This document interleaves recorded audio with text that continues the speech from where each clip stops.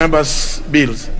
Maybe actually the Committee on Health should specifically give a report, a progress report on what it is that it has done on that bill. I think, in fairness. So, Honorable Nyikala, I'll give you that responsibility to liaise with your chair. If they are not available, not able to, please give us an update, specific update on what you have done on that bill on Thursday afternoon. Very well. These are the interventions, Honorable Emilio Diambo. Thank you, Mr. Speaker. Mr. Speaker, my intervention actually is just in relation to the issue of the bills. What I wanted to do was to bring to the attention of the House that sometimes it may not necessarily be a fault of the committee. I want to thank you through your intervention. The Assisted Reproduction Technology Bill that I sponsored is now in second reading.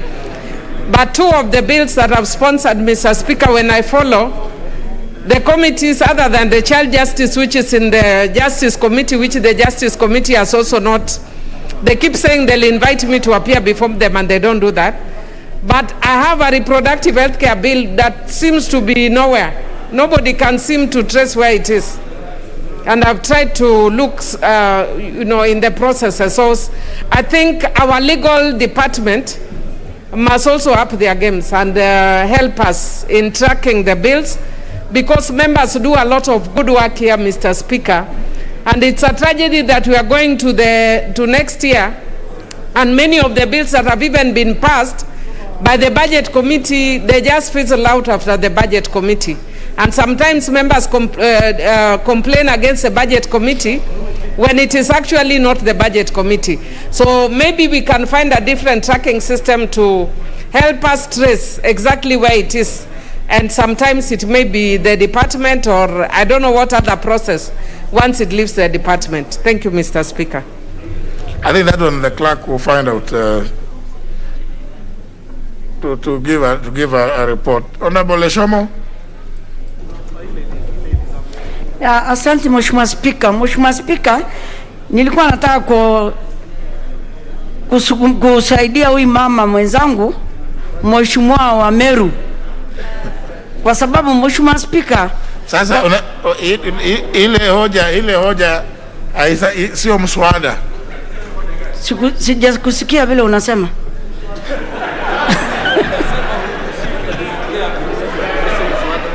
Suruhusiwi. Hairuhusiwi wewe mtu mwingine kuchangia. Mheshimiwa Spika, unataka kumsaidia. Unajua Mheshimiwa Spika, kile kitu ameongea nayo ni zile tumepitia sote. Sasa ningeomba tu kusema wamama wapewe na security ya kutosha, na nataka kuambia mwenzangu ajaribu juu chini, kwa sababu hiyo pia ni ya kupatia credit. Hiyo si mambo ya kuregea, ni kuendelea. Sisi wote tumepitia hivyo, na ndio maana tuko kwa hii nyumba. Asante Mheshimiwa Spika. Basi tieni bidii. Now, honourable members, now I want us to go to business. Let's go to business. Next order.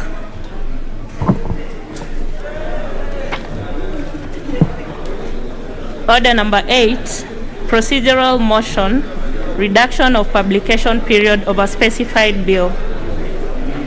Chairman, Budget.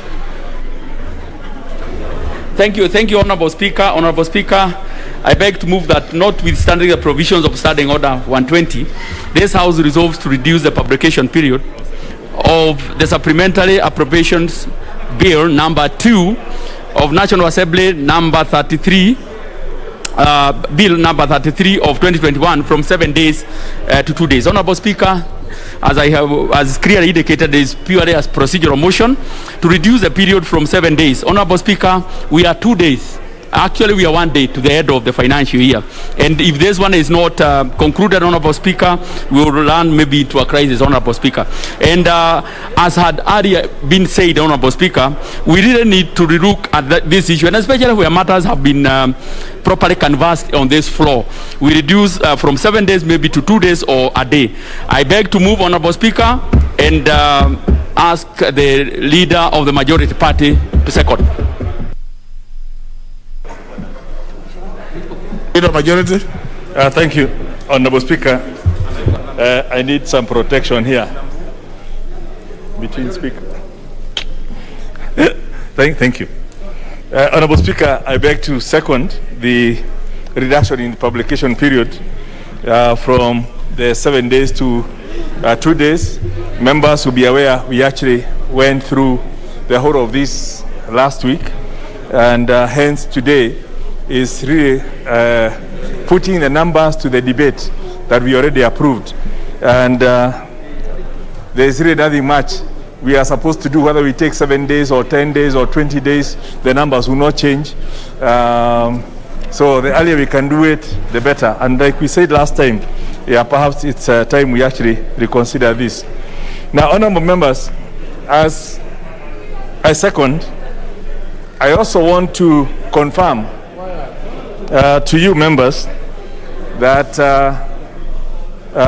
in pursuant to the discussions we've been having with the Treasury on your CDF monies, there was a balance of 5.714 billion as of this morning, which are now being released.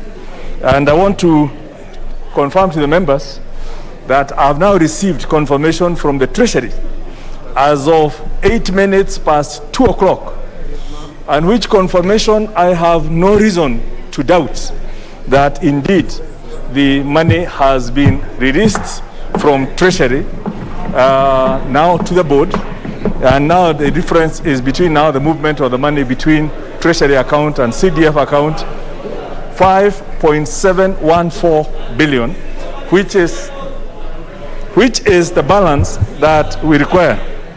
Now, members, my responsibility is what you ask me to ensure the money moves from Treasury to the CDF board. Now, between CDF board and our accounts, the good thing is the money is not in Treasury. The money is now with the board. So the rest is how it moves to the constituencies. That will be a disbursement issue. But the good thing is, for a long time, we've never had closing the year with the full amount paid. Members will be aware, last year, there was 13.7 billion that had not been disbursed at the end of the year, which we brought into through the supplementary. That money has now been disbursed, so we have the 41.7 billion for the year 2020-2021, the 13.7 that was owed in respect of last year, and there is now some amount that pertains to arrears of 2013, 2014, 2015, which the committee, our CDF committee, needs to resolve with the auditors. And then we will see how we factor that within the forthcoming, the first supplementary, because it's too late to actually do it in the absence of some tangible audit, because some of those figures, the reason they were not paid those days is because there were some issues. But you would expect, because of the board having paid, I think some 2-point-something billion from this year in respect of those arrears, members would expect that you would actually not receive the 137. But it's something we are working on, and at the earliest opportunity, we will ensure that is also, whatever is agreeable by the auditors is then ratified through the first opportunity and disbursed. So I believe, I'm happy with the Treasury has done their commitment, and the rest is now for our committee of CDF to ensure the money is disbursed, and also that those arrears are looked into, and we see which one needs to come into to be ratified and not. So, and I've been in contact with the chair of the CDF and we were discussing even as of this afternoon, as I was also discussing Treasury. So, honorable members, I just wanted to give you that information so that members are aware, and you can now start planning in terms of what you're going to do when we go on recess. In the meantime, going back to the schedule, I urge, let us take whatever, as little time as possible, not just on this motion to reduce the time, but in terms of processing the appropriation bill, because there's something we've agreed and we can make progress and move into other pending matters that we also need to clear, hopefully within this week. With those remarks, I beg to second. May I,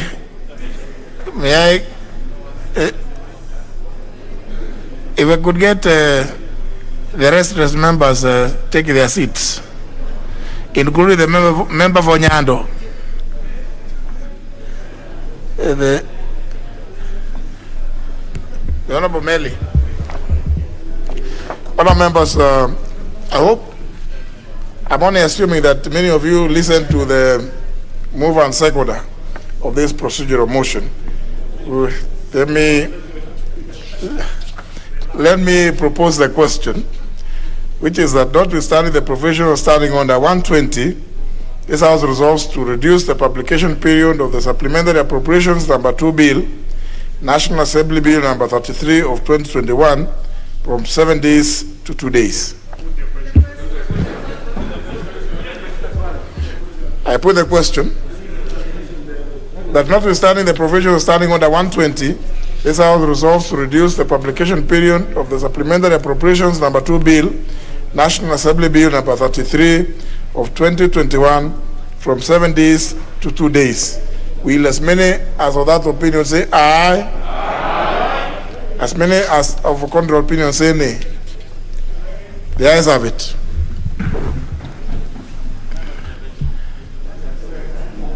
Can we get the next order before we go to that intervention?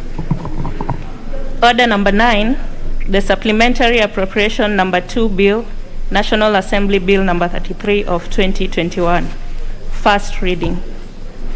A bill for an act of parliament to authorize the issue of certain sums of money out of the consolidated fund and the application towards the service of the year ending on the 30th June 2021, and to appropriate those sums for certain public services and purposes. Next order. Order number 10, the Supplementary Appropriation number 2 Bill, National Assembly Bill number 33 of 2021, second reading. Before we undertake, let me hear this intervention from the member for Kilifi North. Yes, Mr. Speaker, thank you very much. I wanted to follow up with what the Honorable Leader of Majority said about CDF. I would like to get assurance whether, one, all the money that we expect to come into our account for the financial year has all been given to us. And the second thing is, high schools, Form 1s are coming into class in August. But now we can't start dealing with high schools. It's a part of the supplementary. No, it is not, because the Leader of Majority profound information. Yes. And I think he was just being a good messenger to give information. Yes. He talks of a figure of 5.714 billion. Just a confirmation whether that is all the money. So you want how do you want it? Because he said that the money will not hit our account. The financial year is coming to an end. So how does it hit your account now when you are here? No. How do you want it to confirm? He needs to give us information when we'll have it. Is he in the central bank to now say it is now hitting? He is the leader of government business. No, here. It doesn't matter. He is not in the central bank to say now it is hitting or it is falling off. Honorable Mr. Speaker, the financial year is coming to an end tomorrow. Maybe the Honorable Kimunya, and the Honorable Kadia will not, for him, he's like you, he's a doubting Thomas. Yes. He needs somebody to be cut, I think, to be nailed, so as he can see physically that there is money. Yes. What are we going to do to get these doubting Thomases, including the Honorable Owen Baya and the Honorable Kadia? Yes. To believe what is being said. That there'll be money tomorrow. Please. Honorable now it looks like another one. There's yet another one. The Honorable Serem. You're also in that category of those doubting Thomases. Honorable Serem. Thank you, Chairman. Mr. Speaker. Mr. Speaker, the Leader Majority knows very well that this House has a chairman CDF. Mr. Chairman, I'm a very active member of CDF. Can you go and call your chairman? I can confirm to this house that... You can call your chairman. No, Chairman, for the record, Chairman, Speaker, is that the board has not received a penny of the 5.7 billion shillings, Mr. Speaker. It is good for all of us to know that what the leader of majority is telling us is a word of mouth. There is no document table before this house. There is no document that we can confirm that the money is in our accounts. The CEO CDF has confirmed that there is no money given to the board. Now, Honorable Serem, just a minute. Honorable Serem, if people are to believe you, table what you are saying. Chairman, it doesn't matter. Table what you are saying, because you don't believe anything. You want people to believe you want people to believe what comes through your mouth, but not to believe what comes from the mouths of others. So now I don't know what I'm going to do with these mouths. Chairman, I was responding. Which mouth? I was responding to allegation, Mr. Speaker. Which mouth do we believe? Mine, Mr. Speaker. I'm a member of the committee, Mr. Speaker. The leader majority is not a member, Mr. Speaker. Now, Honorable Serem. Yes. The Treasury, the National Treasury, honestly, it's not going to transact through all these mouths, including yours. It is unlikely to transact through all these mouths. Let us trust that the National Treasury will transact through some channel. Can we, for the time being, since your chairman is not here, where is he?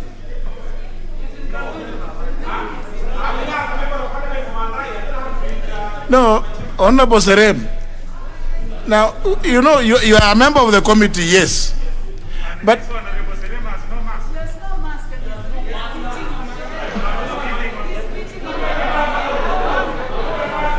please.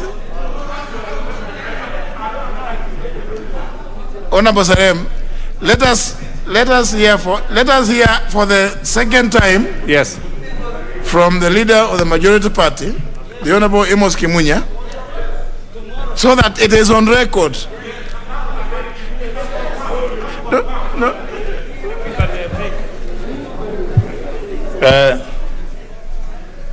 If members could stop consulting, so I don't know how to repeat. Now, the member for Nairobi, please. The member for Nairobi, when you are walking in, you don't start throwing other things. You are now throwing things all over. And we just say that, please, let's listen, so that then everybody, can hear. Yeah. Now, for the benefit of those who are not listening to what I said, as of 8 minutes past 2 o'clock this afternoon, I received confirmation from the CS for Treasury, which confirmation I have no reason to doubt, that 5.714 billion has been released to the CDF board from the Treasury. And this follows a lengthy discussion that we had this morning and over lunchtime. And we had similar discussions with the chair of CDF. So now, the rest is how the money flows between Treasury through CBK to the board.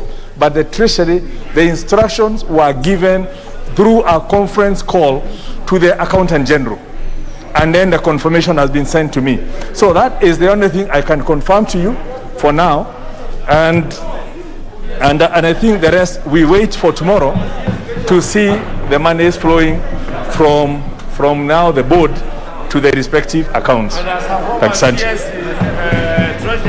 Very well. I think we must be people.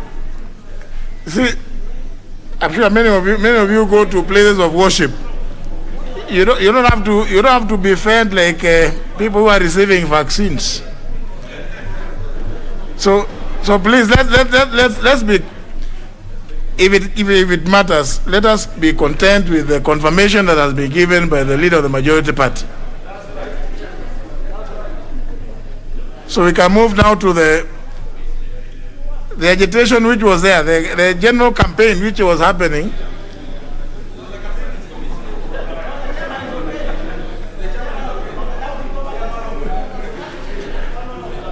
The Honorable Serem was the chair of the movement. Supported by the Honorable Wenbaya and the Honorable Kadie. And I can see they are contented now. Very well, let's move to the next order now. Thank you so much, Honorable Speaker. Honorable Speaker, I beg to move that the Supplementary Appropriations Bill number 2 of the National Assembly, that is number 33 of 2021, be read a second time. Honorable Speaker, I want to assure this House that I will be extremely brief because this is a matter that we had already prosecuted last week when we did the Committee of Supply. But however, Honorable Speaker, on behalf of the members of the Budget and Appropriations Committee, as mandated by Article 223 of the Constitution, Section 44 of the Public Finance Management Act, the Public Finance Management Regulations number 40, and Standing Order 244B, it is my pleasure to present to this House the committee's report on the Supplementary Appropriations Bill, National Assembly Bill number 33 of 2021. Honorable Speaker, through the Committee of Supply, the House, by a resolution passed on Thursday, 24th June 2021, approved the report of the Budget and Appropriations Committee on the second supplementary estimates for the financial year 2020-2021. Honorable Speaker, in reviewing the bill, the committee held one meeting where extensive deliberations were held. And Honorable Speaker, I will try as much as possible to be brief because these are matters that we had actually addressed last week. Honorable Speaker, there were key observations. And one, there seems to be a missing communication link between the National Treasury and MDAs in terms of the budget preparations and implementation.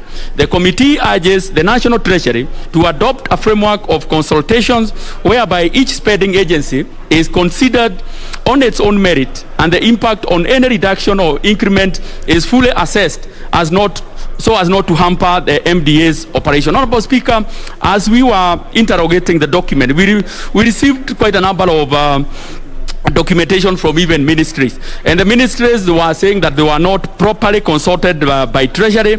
And moving forward, this is a thing that we need to keep on repeating every other time, that Treasury should actually consult with the line ministries. Honorable Speaker, the second one, the committee is concerned that the supplementary process is proving disruptive to the policy direction of the budget due to the frequency of the supplementary budget, the level of adjustments and lack of consultation, proper consultations. As a result, the budget may not achieve its intended purpose. Honorable Speaker, the third one, the committee observed that the submission of the second supplementary is too close to the end of the financial year, and it rims the oversight role of the National Assembly due to the tight timelines by the scrutiny of the second supplementary. Honorable Speaker, we are 2 days to the end of the financial year, Honorable Speaker. And Honorable Speaker, in 2 days, in fact, in some of the cases, we don't even believe that the agencies will be able to utilize the funds. And in one of the recommendations that we have also made, Honorable Speaker, is to make sure that Treasury, the latest date that they can submit the supplementary budget would be 30th of April in every month, so that at least we have at least 2 months to actually interrogate the document, and also whatever we pass, we make sure that it is also actually implemented, because Parliament does not act in vain. Honorable Speaker, the Supplementary Appropriations Bill of 2021 reflects the contents of the approved report of the Budget and Appropriations Committee on the second supplementary estimate, Honorable Speaker. And the estimate, the report approved a decrease to the recurrent expenditure by Kenya shillings 16,657,599,945, and an increase of the development expenditure by Kenya shilling 8,480,921,681. Further, the House approved an overall decrease in the total budget for the financial year 2020-2021 by Kenya shilling 8,176,677,264. Honorable Speaker, according to the National Treasury, the second supplementary budget has been necessitated by the need to provide for the COVID-19 related expenditure. Honorable Speaker, in this supplementary, we have 7.6 billion shillings that will go towards purchasing of the COVID-19 vaccines. And Honorable Speaker, as we were seated here, I have also seen from 411 that the World Bank has also approved another 14 billion towards the same cause. Honorable Speaker, the other issue is on Law A in A, the appropriations in aid collection, the salary adjustments, and the changes in development partner financing projects.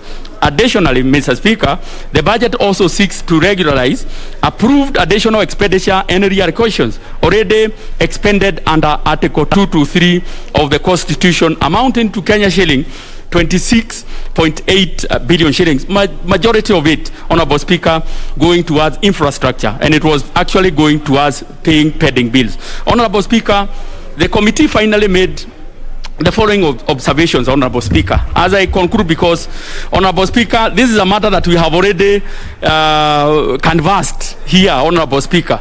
Honorable Speaker, the committee recommends that this House resolve to 1, reverse the proposal of the BSc report on the supplementary estimates number 2 for the financial year 2020-21 to reallocate Kenya shilling 150 million meant for Olorodia Dam to various water plants in Kajiado South constituency. Honorable Speaker, there was no single piece of land that they were able to acquire to get so that they could build this 150 million shilling dam. So they decided, Honorable Speaker, that they split it into small water plants. Honorable Speaker, 2, approve the second schedule attached in Supplementary Appropriations Bill, that is the National Assembly Bill number 33 of 2021, with very minimal amendments, Honorable Speaker, as contained in the order paper. The proposed amendments are provided in Annex 1.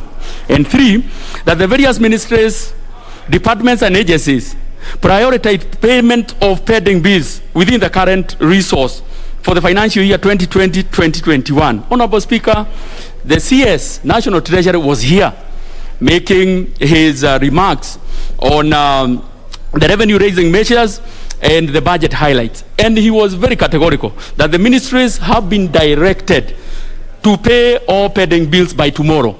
He also directed the county governments to also pay the pending bills by tomorrow. Honorable Speaker, we have not seen this one coming through, Honorable Speaker, because we have not seen any provision, Honorable Speaker, towards the same. And moving forward, Honorable Speaker, because this is a serious issue, Honorable Speaker. This is a cancer that is slowly developing in our country, whereby government agencies are provided with services, with goods, but they are not paying.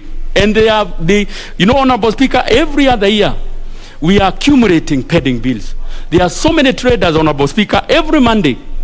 If you look at the newspaper, most of the newspaper of national circulation, you will see about 7 or so pages of auctions, Kenyans being auctioned. And their auction, their only mistake was to supply government agencies. And this, Honorable Speaker, we will repeat it until they listen. The first charge, Honorable Speaker, should always be pending bills. But it is not happening, Honorable Speaker. You see new projects being done, but nothing being done on the pending bills. And we will continue pushing it, Honorable Speaker. Honorable Speaker, some few cases, like in the Ministry of Health, there are quite a lot of pending bills. If you go, Honorable Speaker, if you go also to Energy, Ketraco, many pending bills. If you go to NYS, despite the history of NYS, there are so many genuine people who did business with government, genuine business, but they have not been paid. So, Honorable Speaker, there is something that we need to keep on pushing. Honorable Speaker, with those few remarks, I also want to give notice that there are a few amendments that I will be pushing in the committee of the whole House, and basically, some of them is basically to make sure that we tidy up the document. With that, I beg to move and request the Leader of Minority Party, Honorable John Badi, to second. I thank you, Honorable Speaker. Honorable Badi. Thank you, Mr. Speaker. Mr. Speaker, allow me to second this motion. Mr. Speaker, first I want to start by saying that the supplementary budget 2 at 1.3 has become the tradition, something that used to be unheard of up to, I think, last Parliament. Mr. Speaker, it is a clear indication of lack of proper planning at the Treasury. And the Treasury, being the ministry or the department that was rated number 1 in terms of performance should demonstrate it by example and planning properly, so that this country, we are sure that when we pass the budget, that budget is going to survive for the 12 months. Otherwise, what we are doing, Mr. Speaker, in this House is to put a budget which end up being changed 3 times in a financial year.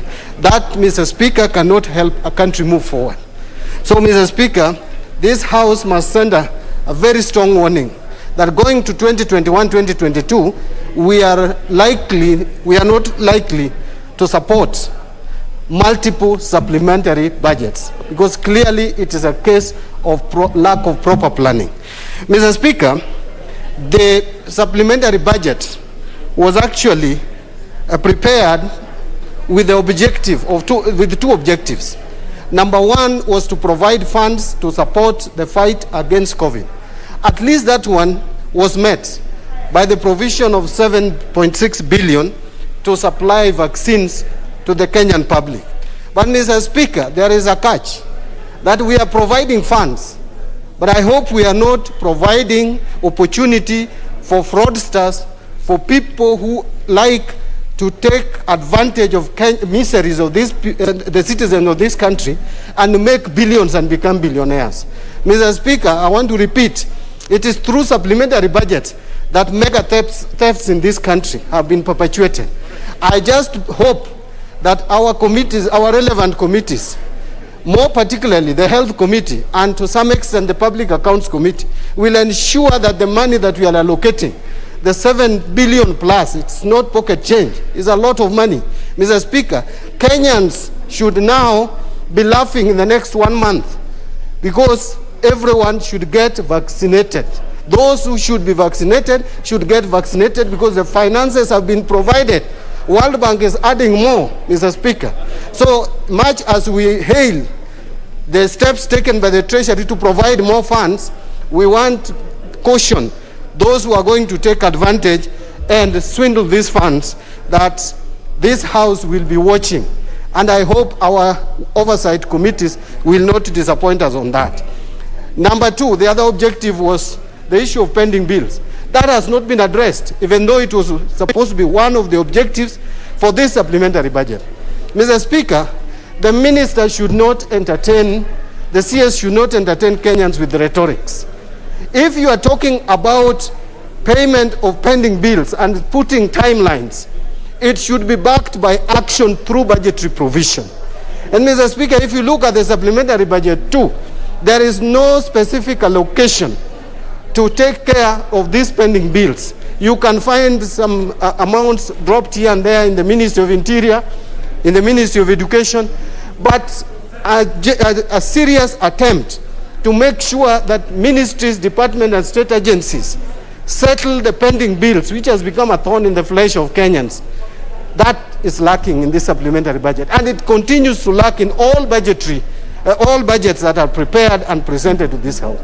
Until when, Mr. Speaker, will we be talking about pending bills without action? So action needs to be taken. In fact, a policy is already in place. The Public Finance Management Act has not been amended, which clearly stipulates that pending bills become the first charge.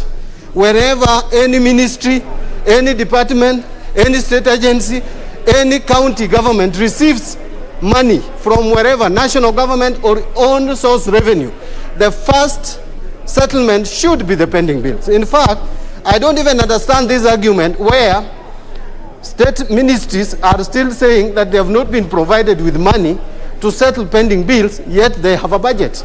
They should first settle the pending bills and legal pending bills, because again, Mr. Speaker, the concern we have is that pending bills has again become a conduit. It has become a system through which, again, embezzlement of funds take place in this country. Mr. Speaker, these pending bills, unless some policy direction is given and until some action is taken against those who are misusing them, we will not end pending bills. Because when people have discovered that this is the route to make money and make it quickly, you will not clear the pending bills in this country. And that our agencies that are dealing with matters of economic crime needs to look at the issue of pending bills in all ministries, all departments and agencies, and find out how these pending bills came about and why they cannot be cleared. Some people just don't want pending bills to clear, Mr. Speaker. And you can see in all the counties, people are fighting. Even MCAs are fighting with executives because MCAs want some pending bills to be paid, and then a fight break out. Even at the national level, Mr. Speaker, you will be surprised that some people are canvassing around for pending bills to be paid, even from the legislature, Mr. Speaker. So, Mr. Speaker, this is an issue that needs to be addressed. Mr. Speaker, I don't want to go beyond this, but there is just one thing that I wanted to point out, that something, if a dam could not be constructed in Kajiado, and this money is now split into so many water pans, Mr. Speaker, we were not so sure. We were not so sure whether these dams have been done. Because supplementary budget, you need to provide money when that money has already been spent. Because with the 1 day left, the chair said 2 days, but it's 1 day, because tomorrow is 30th of June. On Thursday, we are in another month and another financial year. Why would we provide 20 million for a water pan construction, which has not been started? And Mr. Speaker, something which the chair said, and I want to add onto it, is that the CS Treasury and the Treasury in general needs to confirm with the ministries and the state departments whether amounts that are reflected as having not been spent has not been committed. Because you find they recommend reallocation of such funds, and the funds have already been committed, contracts have already been given. Now the state departments go to committees, committee reject those amendments. When it comes to the budget committee, we have also a CS, Mr. Speaker, he's my friend, but who does not want anything in his budget to be changed. Then it becomes a fight, and it is very untidy coming from the executive. Executive must speak with one voice, Mr. Speaker. It is one executive, chaired by the President, Mr. Speaker, chairing the cabinet. Why is it that the minister is, the CS Treasury is saying this, and the ministry is saying something different? So, Mr. Speaker, with those many remarks, I second.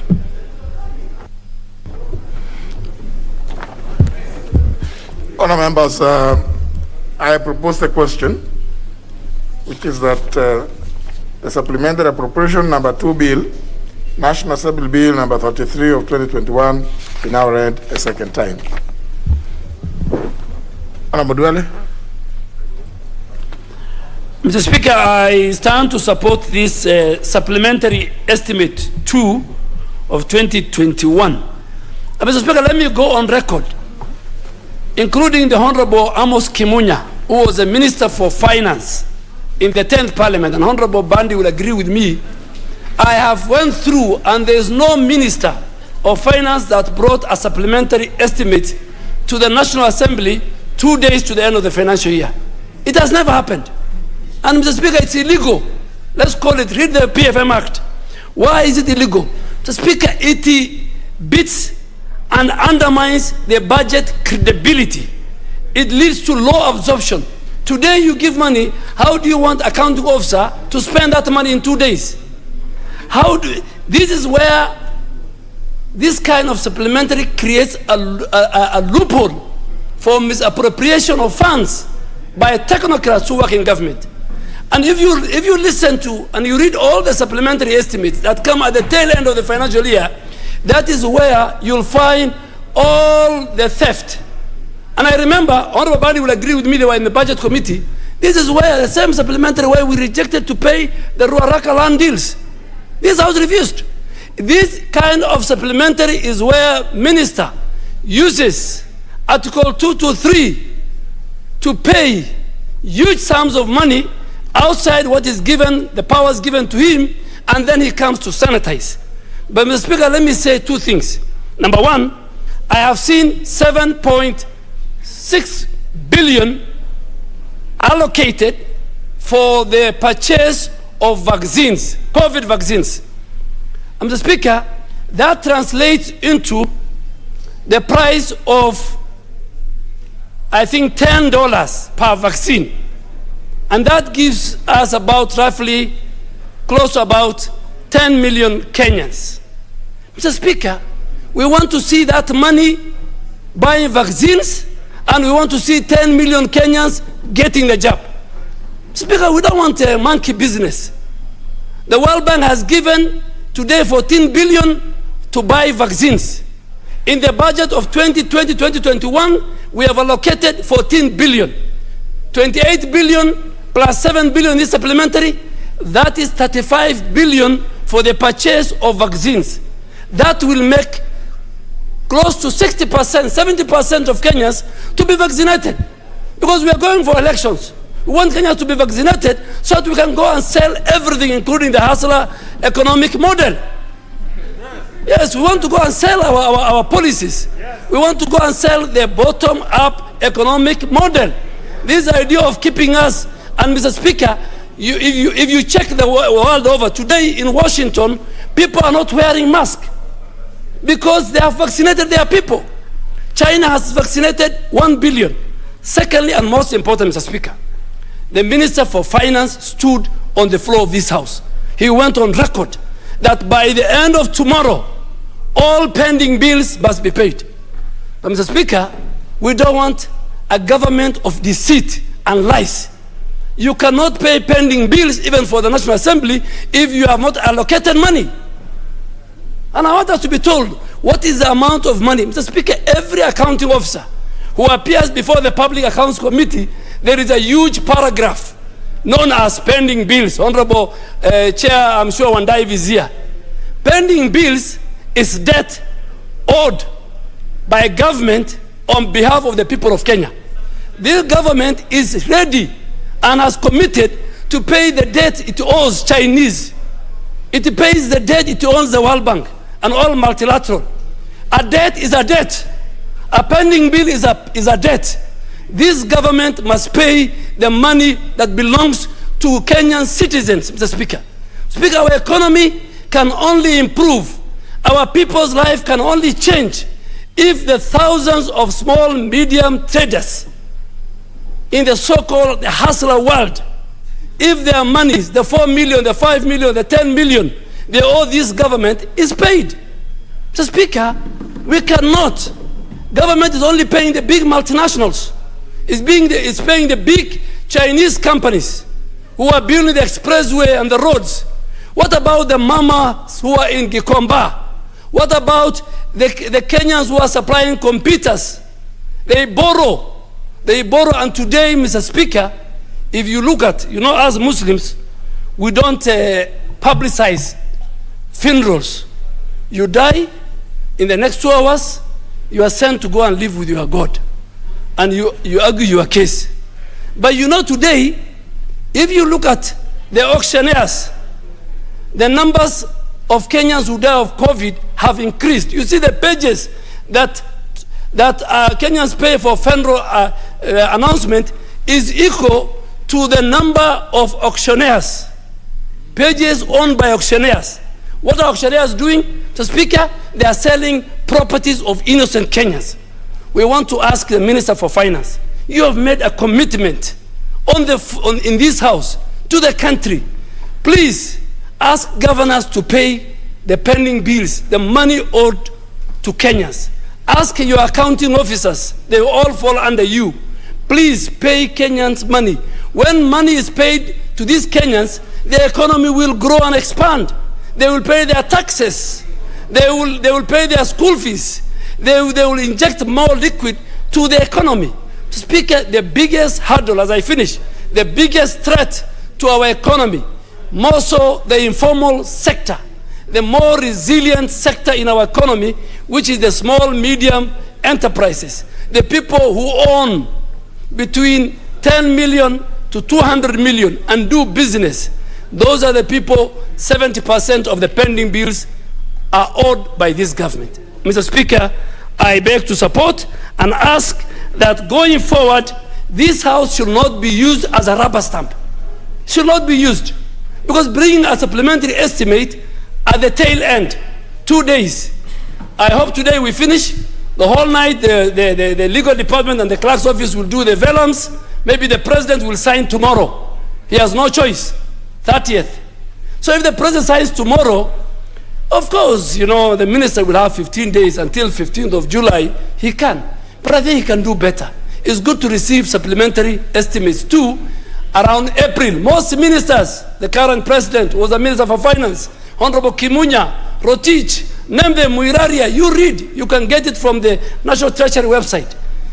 Let us not allow supplementary estimates to be passed at the last day of the end of that current financial year. I support. Member for Funyula. Thank you, Honorable Speaker. I stand to support the supplementary appropriation bill, that's supplementary 2, but with a lot of reservations, Honorable Speaker.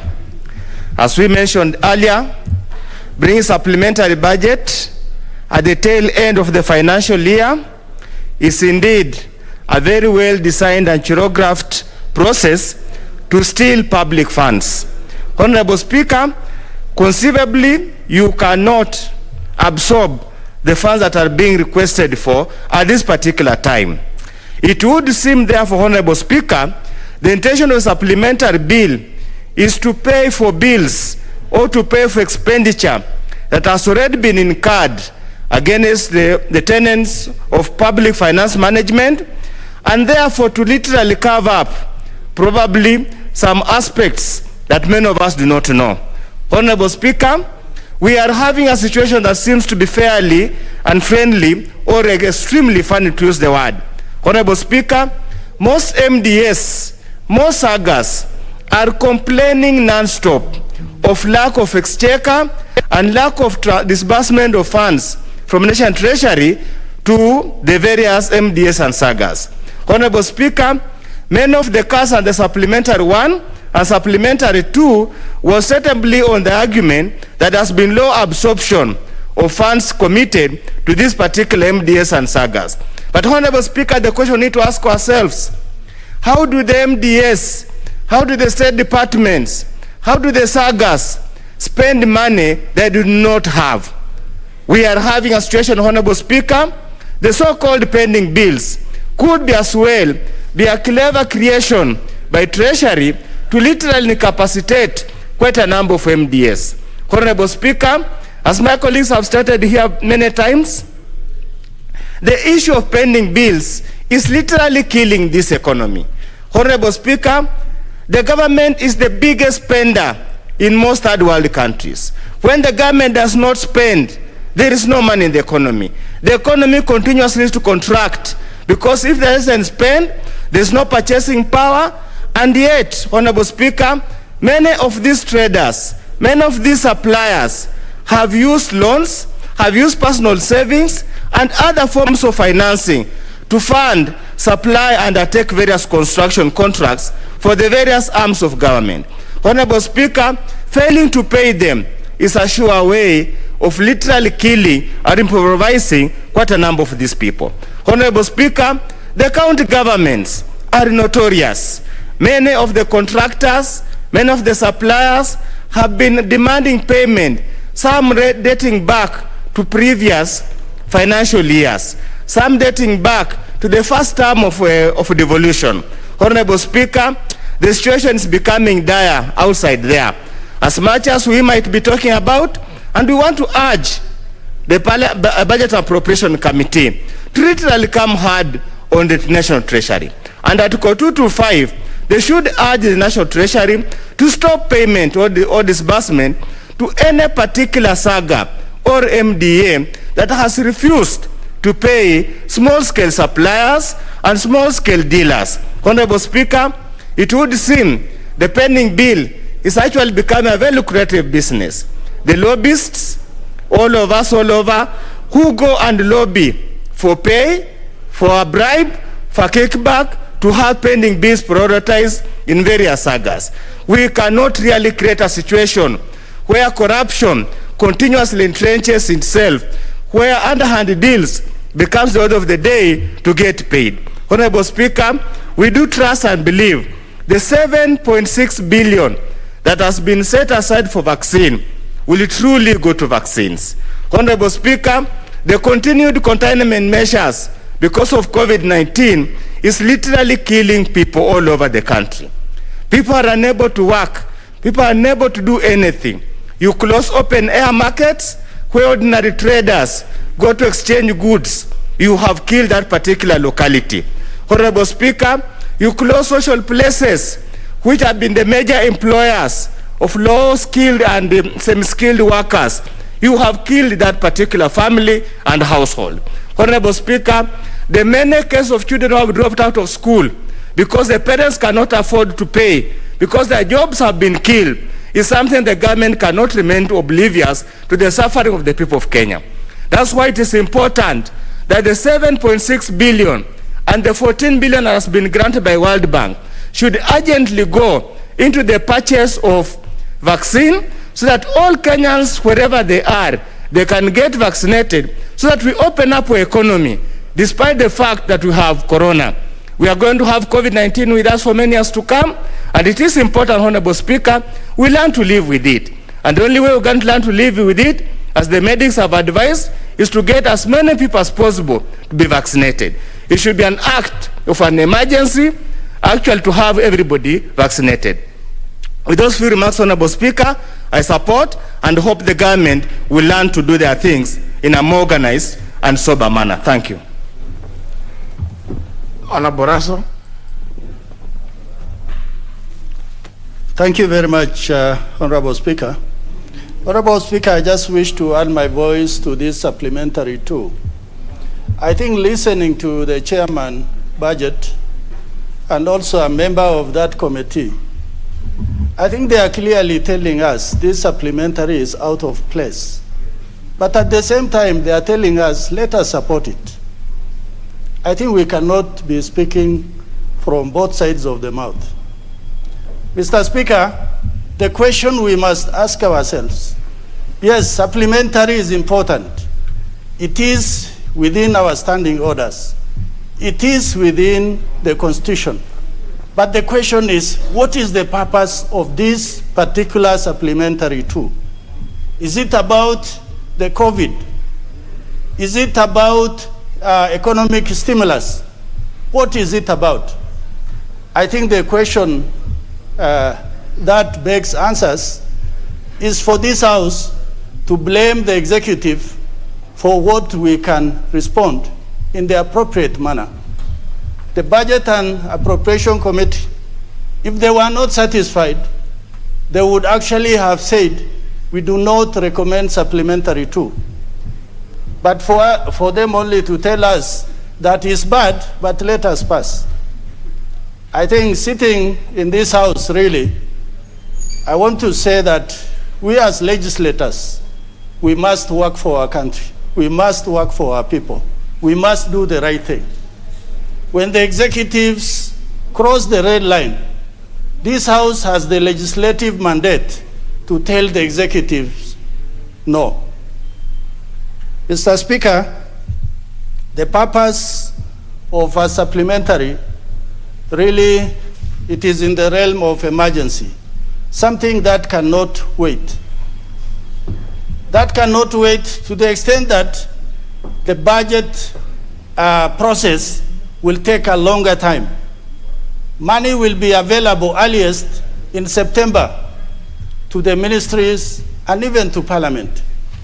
And maybe that is why the issue of this supplementary has come about.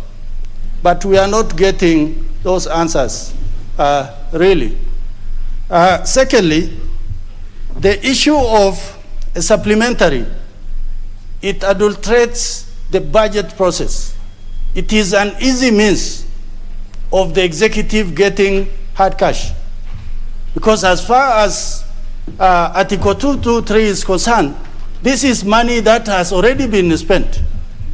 Who has spent it? So why ask us? Because clearly also it is said that you bring the supplementary as soon as the House comes into session, 10 days. But we are finishing the session. Now we are getting a supplementary. Mr. Speaker, I don't want to be the odd one out. I support it. Honorable Nyikal. Thank you, Mr. Speaker. Mr. Speaker, I rise to support this bill for two reasons. One which seems like it's going to work, and one which you have doubt. Mr. Speaker, number one is the vaccines for COVID. Mr. Speaker, I still don't believe we are taking COVID as seriously as it is. I am certain that the figures we are seeing on TV are less than 1% of the reality. People are dying in the rural areas. I've just come from home. People over 60 are dying. And what we are getting are reports of the lab, the few who have been admitted and tested. The large number are dying. And what now you're getting in the countryside, an old man had malaria and pneumonia. This time, if you hear malaria and pneumonia in an old man, that is COVID. Because there is what is called case definition. In a pandemic or an epidemic, you cannot use the lab to make all the diagnosis because the numbers are too large. So you get a clear case definition. When you see this and this and this, we take that as the case, and that is what we use. If we used that, Mr. Speaker, the situation is dire. We are starting in some places to even run out of coffins, but we don't know because that is not being reported. So if we are going to vaccinate people, we need to do it urgently, and for that reason, the 7.4, the 14 and the 14, we need to vaccinate everybody. You see the difficulty of adhering to the guidelines. Even here in the assembly, we quickly remove the mask. How hard is it for people outside? So the only solution we have for COVID is vaccine, and for that reason, I'm supporting this. Number two is the pending bills. Mr. Speaker, there's another cause of death in this country from pending bills, particularly small and medium business people, particularly those who are doing business with counties. There are people who are literally dying. There are businesses that are dead. There are children that are not going to school. Because government is the main source of funding in most countries. That is why when we do economic stimulus, we put a lot of money out.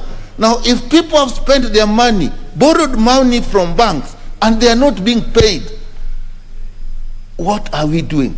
And I'm sad to note that although this bill addresses it, but we are not sure the money is there.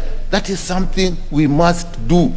Kenyans can't die from two things consecutively. They are dying from COVID, and those who are trying business are dying from their pending bills. They are being driven to poverty, and their property are being sold. We cannot. Third, Mr. Speaker, again, I was a PS for some time, and this time, I think with the new constitution, we are having several supplementary budgets. My view, if you are having many supplementary budgets, two things must be wrong: the implementation of the budget process or the preparation of the budget process. There can be no other way that you do a budget and within 1 year you are doing 3 other supplementary. It means we didn't do it right, or it is not being implemented right. And the chair, when moving, said there is lack of communication between the Treasury and the MDAs, ministries, department, and agencies. How can you run a financial system if the MDAs are not communicating with the Treasury? As a PS, the first thing you do early in the morning, you go to the PS Treasury's office to see how your money is coming. If there is no communication, then there's a grave problem. The executive can't stand in front of us and say there is lack of communication between the treasuries and the MDAs. That is not acceptable, Mr. Speaker. Then there is the legal provision, the 223. To a large extent, really, this supplementary budget is basically based on 223, Article 223, because a lot of the money has been spent. But when we do that, if we do a decrease, it means that there was either lack of absorption or lack of release of the exchequer. Sometimes you say the MDAs are not able to use the money, but the reality is there was no money released to the MDAs. So we are sanitizing this here now. We cannot accept that. But Mr. Speaker, if we then increase, which means we need more money, and Article 223 is very clear on that. It actually says when the money that was budgeted is not sufficient or a need has arisen. In this supplementary, the only need that really has arisen is basically COVID. So that is the thing we should have actually doing this for. So again, I'll ask the budget committee that before these things come to us, they must really clearly make sure that it adheres to Article 223. A need has arisen, and they should give us in details. You know, we all don't read, and you know there's a debate as to whether we can be able to read or whether we should be able to read. I think there is a need of this now. So that they tell us clearly, a need has arisen. What is this need that has arisen? 2, the money that was provided was not sufficient. Which project is it that the money was not sufficient for? So that we don't just go quickly over it and pass it. And Mr. Speaker, there is also a time limit. It must be within 2 months. That is what 223 says. The budget committee must actually let us know it has been adhered to that. If that is not there, they don't bring it to us. And the third one is the 10%. Does it adhere to 10% rule?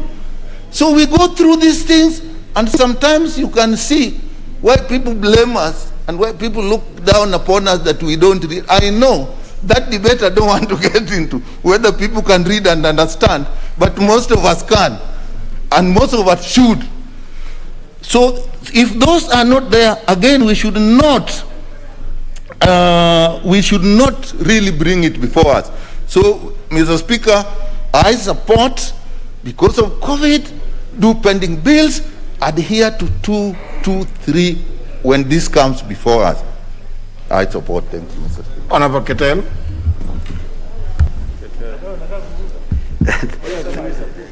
Thank you, Mr. Speaker. From the onset, I want to say I'm supporting. Mr. Speaker, like it has been raised by most members, it was really, when we were interrogating the supplementary budget at the committee level, it was really, we found out many things that needs to be corrected. And one of the issues that we raised was the timing, which we have made a proposal that the latest that we can receive a supplementary budget is by April 30th. Because in as much as we are in extraordinary times, which needs extraordinary measures, there are issues that can be addressed when you're budgeting. Like even COVID did not come within this financial year. It has been there. This is the second year. The Minister of Health should have a proper plan so that they understand what issues to raise within this financial year, which will be urgent, or any other upcoming issues. A budget should be all-inclusive to address all those emerging issues, like this issue of Article 223, which, as per the constitutional provision, it should address the programs that have sufficient funds, or there is a need that has arisen. In most cases, when you see, it has been misused by many government officials. And I also want to say that, Mr. Speaker, it is important for this Parliament not to cry a lot again, because this supplementary budget and the budget is our responsibility. It is our mandate. It is something that we should be doing it, so that when there is a supplementary budget or the main budget, we should be free, because the power has been given to us through the constitutional. It is not like before the 2010 constitution, the budget process is owned by the National Assembly. The rest make proposals. So we should not cry a lot. We should be trying to amend and try to put input into this budgetary process, so that we don't be seen like we're blaming our government that is outside. We are part of that government. Because in this constitution, all those proposals that are made by Treasury, we are free to propose amendments. We are free to support where we think it is necessary. We are free to even advise the national government, I mean the executive government, on ways and means they can improve on their budgetary process. And that, Mr. Speaker, on this issue of pending bills, which we realize it is of grave concern, there are many Kenyans who are languishing in poverty because they have supplied government and the MDAs or the ministries, the sagas, are not in a position to clear the pending bills. Like it has been said by our chair, Honorable Kanini, we've seen print media printing 4 pages, auctioning Kenyans.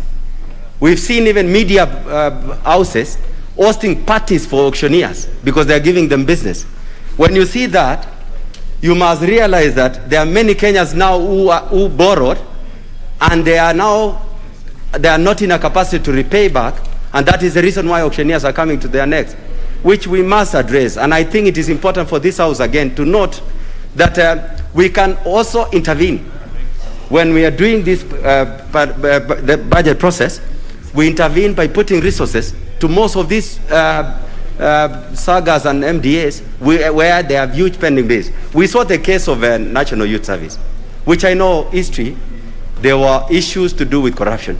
But not every individual who supplied NYS, in fact the thieves were paid, but the small suppliers who were supplying very ordinary things, small things, were not paid, which we need to address because it is about a whopping 7 billion or 8 billion, which most of them supplied very small items worth 100,000, 200,000, but they've never been paid. It's about 5-6 years now down the line, which I think we should try to sit and see what we can do. And having said that, I support.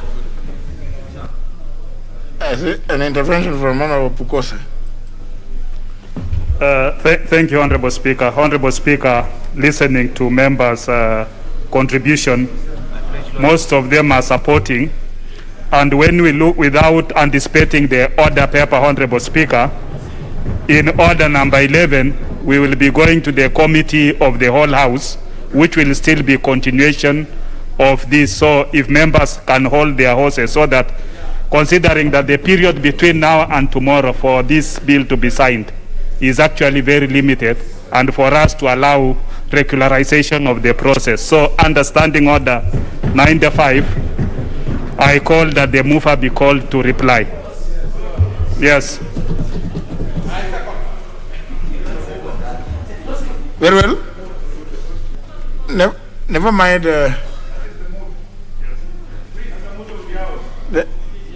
The member for Kandui, members were looking for him earlier on. And, I think he conveniently decided to go to the members' lobby. Honourable members, the member for Endebess, the Honourable Dr. Robert Pukose, has risen in his place and claimed that rising and standing order number 95, that the mover be called upon to reply. So I put the question that the mover be called upon to reply. As many as that opinion say aye. Aye. As many as contrary opinion say nay. Nay. The ayes have it. Move on. Thank you so much, Honorable Speaker. I want to take this opportunity to thank members, Honorable Speaker, who have contributed, and also those who did not contribute, Honorable Speaker. Honorable Speaker, we have heard your sentiments, and Honorable Speaker, moving forward, we will make sure that we put our foot down. Honorable Speaker, I beg to reply.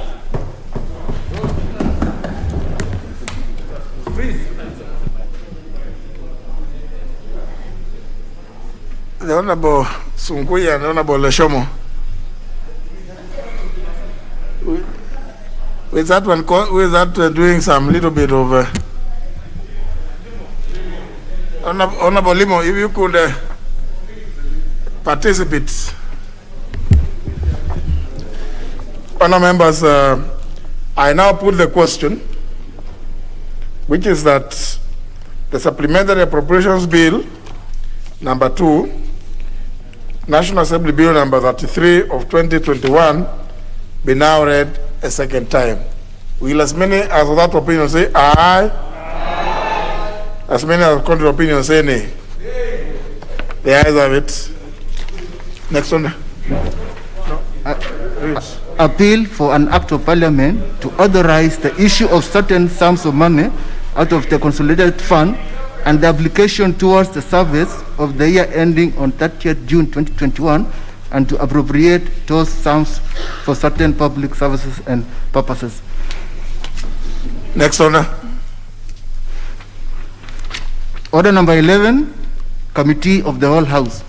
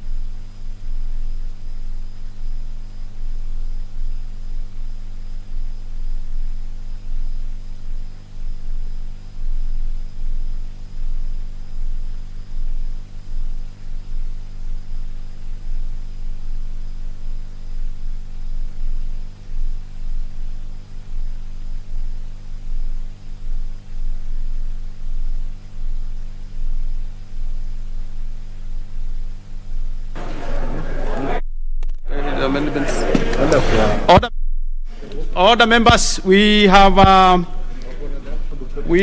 2 bills in the committee of the whole, but we shall do one after the other. We shall start with the Supplementary Appropriations Bill number 2, National Assembly Bill number 33 of 2021.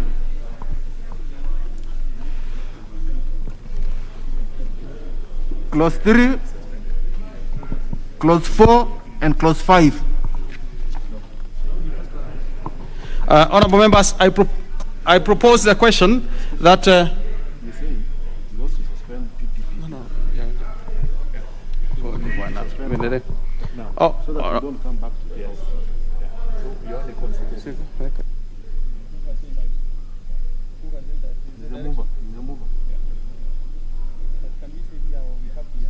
Let's go to the house.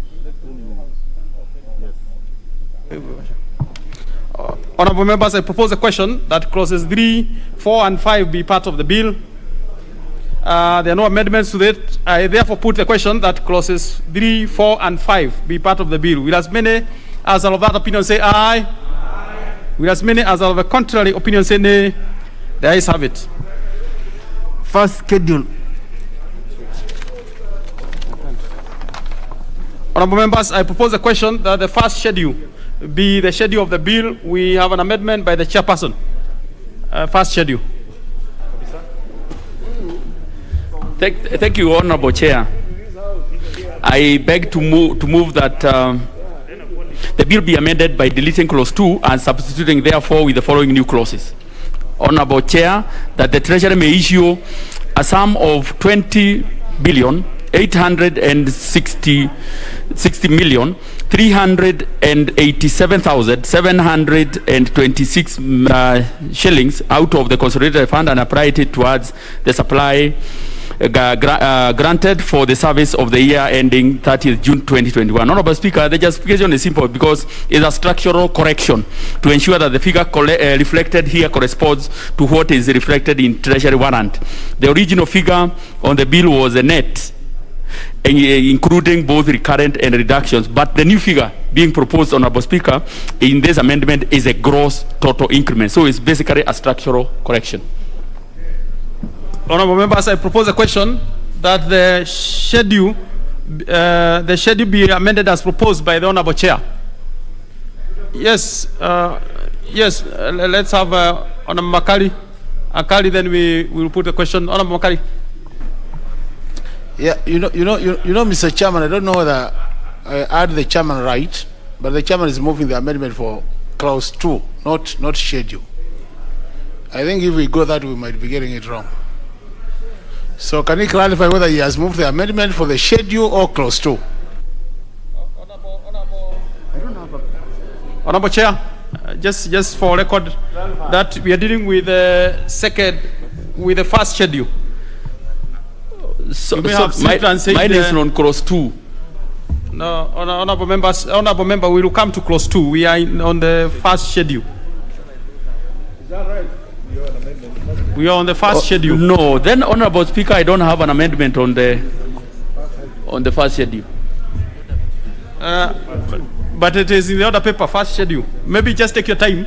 Just refer to your papers.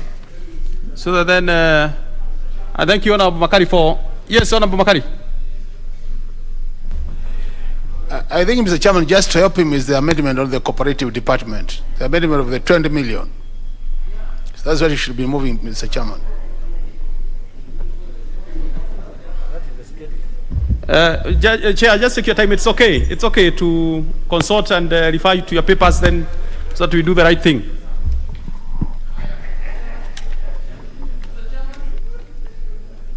No, let's have the chair. There is nothing on the floor until the chair moves the amendments in the right form. Yeah, just consult. It's okay, Chair. Just consult and... I think I had done it the other way around. Honorable Speaker, on the first schedule, is that the first schedule be amended as follows. R1173, that is State Department for Cooperatives. That is a program by deleting the figure in respect to supply of Kenya shilling 80 million and substituting thereof with a figure of 60 million. 2, by effecting the consequential amendment in the relevant class subtotal. I don't know when as Speaker I do all of them and then just do under that yes. first schedule. Yes, I also the State Department for Cooperatives again, that is D1173 programs under 0304,000 by deleting the figure in respect of supply of Kenya shilling 141,300,000 and substituting thereof with a figure of 161,300,000 by effect the consequential amendment in the relevant class subtotal, Honorable Speaker. And the justification, Honorable Speaker, is that we are moving money from recurrent. It's basically moving from recurrent to development. That is 20 million. Honorable members, I will propose a question that the first schedule be amended as proposed by the Honorable Chairperson. Let's have just 1 or 2 members, and we make progress. Honorable Chris. Thank you, Mr. Chairman. Mr. Chairman, why we normally have an order paper is so that members can follow it logically. This is a very important thing we are handling, Mr. Speaker. And from time henceforth, I think the chairman of the new chairman of the Budget Committee needs to understand that we are not just here to rush things. Members need proper explanation and following the order. And I'm happy that Honorable Makali Moli brought it up. Mr. Speaker, as we move forward, I expected him to give further justification, particularly in terms of maybe the difference of the amount, but he never mentioned that. Because normally when it comes to the Committee of the Whole House, if you are doing any amendment or any changes, you must give the justification. He has just indicated the issue of from the recurrent, the development, but there's discrepancy in terms of the amount. How I had wished. Alfred Katera, I can see now moved it. Honorable. But it's okay. If he said maybe I didn't get it right. Okay. Maybe I didn't get it right, but that is in order. But this is just to say, as we move forward, if you are trying to bring the amendment, it's important at the Committee of the Whole House, you must give a proper justification so that the members can buy in what you are amending, Mr. Speaker. I thank you and I support. Okay. Honorable Wino. Thank you, Chair. I'm not rising to oppose this, but when you move 20 million from recurrent to development, knowing that we have human crisis, even in development, can you also enlighten us what programs or what positions are you destroying when you're moving that 20 million? That's kind of detail help us to move this quickly. Honorable Chair, can you take a minute, then we make progress. Easy, Honorable Speaker, Honorable Chair. This is basically funds that were going to Kenya National Trading Corporation that is doing rice. So basically they said in their report, they said that they require the 20 million for a particular purpose. Honorable members, I now put the question that the first schedule be amended as proposed by the Honorable Chair. Will as many as are of that opinion say aye? Will as many as are of the contrary opinion say nay? The ayes have it. I now put the question that the schedule, the first schedule as amended be the schedule of the bill. Will as many as are of that opinion say aye? Will as many as are of the contrary opinion say nay? The ayes have it. Second schedule. Honorable members, I propose a question that the second schedule be the schedule of the bill. We have no amendment to it. I therefore put the question that the second schedule be the schedule of the bill. Will as many as are of that opinion say aye? Will as many as are of the contrary opinion say nay? The ayes have it. Clause 2. Honorable members, I propose a question that clause 2 be amended as proposed by the Honorable Chair. Honorable Chair, now let's revisit clause 2. Thank you, Honorable Chair. I beg to move that the bill be amended by deleting clause 2 and substituting therefore with the following new clause. That is that the Treasury may issue out of a sum of Kenya shilling 20 billion 866 million 387,766 shillings out of the consolidated fund and applied towards the supply granted for the service of the year ending 30th June of 2021. And Honorable Speaker, this is more of a structural correction to ensure that the figures reflected here correspond to what is reflected in the Treasury warrant. The original figure of the bill was a net total, including both increment and reductions. But the new figure, Honorable Chair, will be being proposed in this amendment is a gross total increment. I beg to submit. Honorable members, I propose a question that clause 2 be amended as proposed by the Honorable Chair. I put the question that clause 2 be amended as proposed by the Honorable Chair. Will as many as are of that opinion say aye? Will as many as are of the contrary opinion say nay? The ayes have it. I now put the question that clause 2 as amended be part of the bill. Will as many as are of that opinion say aye? Will as many as are of the contrary opinion say nay? The ayes have it. Title. Honorable members, I propose a question that the title be the title of the bill. We have no amendment to it. I therefore put the question that the title be the title of the bill. Will as many as are of that opinion say aye? Will as many as are of the contrary opinion say nay? The ayes have it. Clause 1. I propose a question that clause 1 be part of the bill. We have no amendment to it. I therefore put the question that clause 1 be part of the bill. Will as many as are of that opinion say aye? Will as many as are of the contrary opinion say nay? The ayes have it. Honorable members, we are done with that bill. Mover.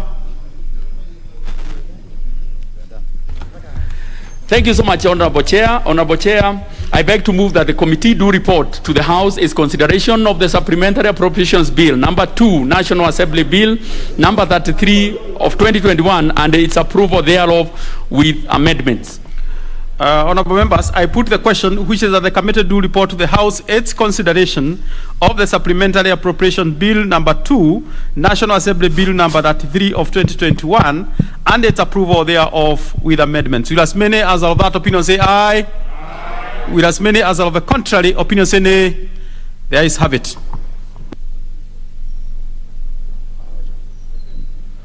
Honorable members, Mr. Speaker.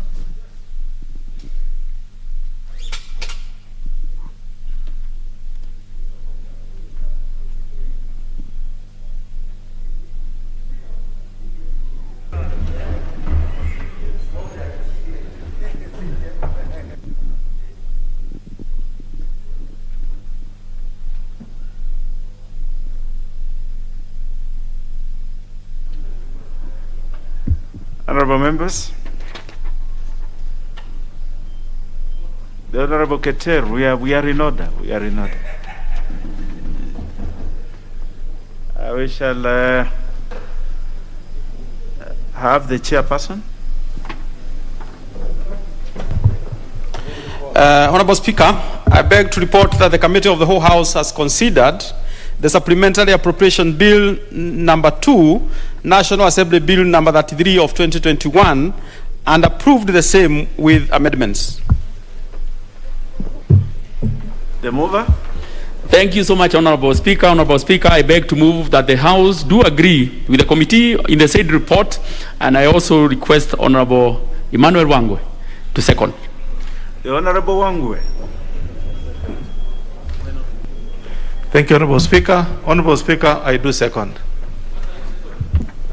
Honorable members, I now propose the question, which is that the House do agree with the committee in the said report.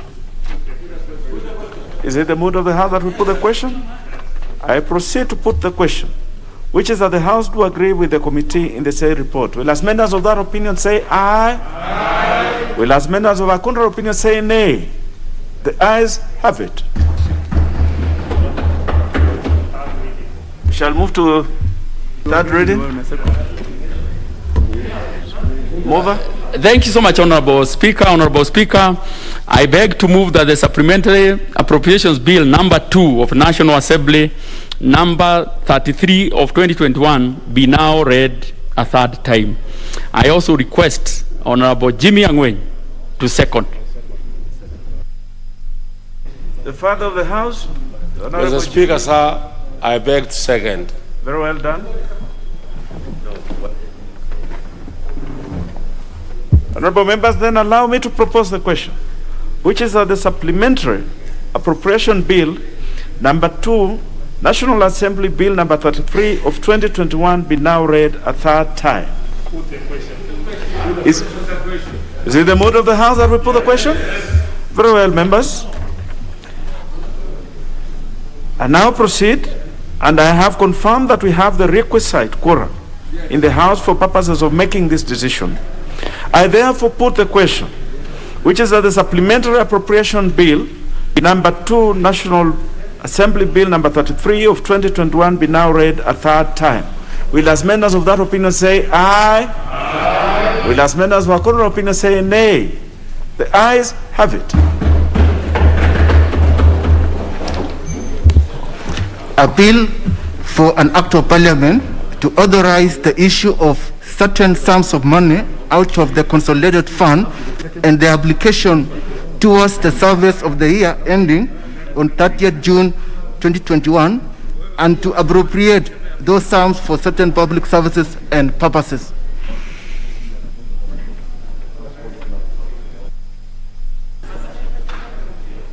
Very well, that job is done. Leader of Majority, on a point of order. Yes, Honorable Speaker, I would want to seek the indulgence of the House that the item that we were to go back to the committee on the public-private partnerships, there's still some consultation that we need to do. So I'd like to step it down, and I will bring it back when we have that consultation finalized. And also the item order number 12, the Wakfu bill, which will be coming under order number 12, I would also ask that we step it down for now, and so that we move straight from here to order number 13. The leader of majority,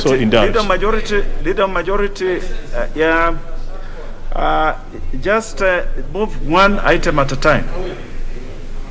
One at a time. Thank you, Honorable Speaker. I would like to seek the indulgence of the House that we step down in the committee of the whole House the Public-Private Partnerships Bill, Bill number 6 of 2021, for the reason I've explained. There is still a bit of consultation, and if the House so indulges. That is in order.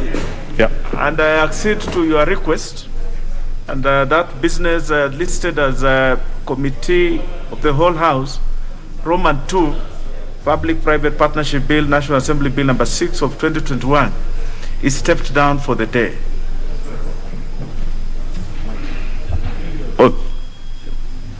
The leader of majority have acceded to your request, and the business that is listed as committee of the whole House, Roman 2, Public-Private Partnership Bill, National Assembly Bill number 6 of 2021 is stepped down from the the order of business for the day.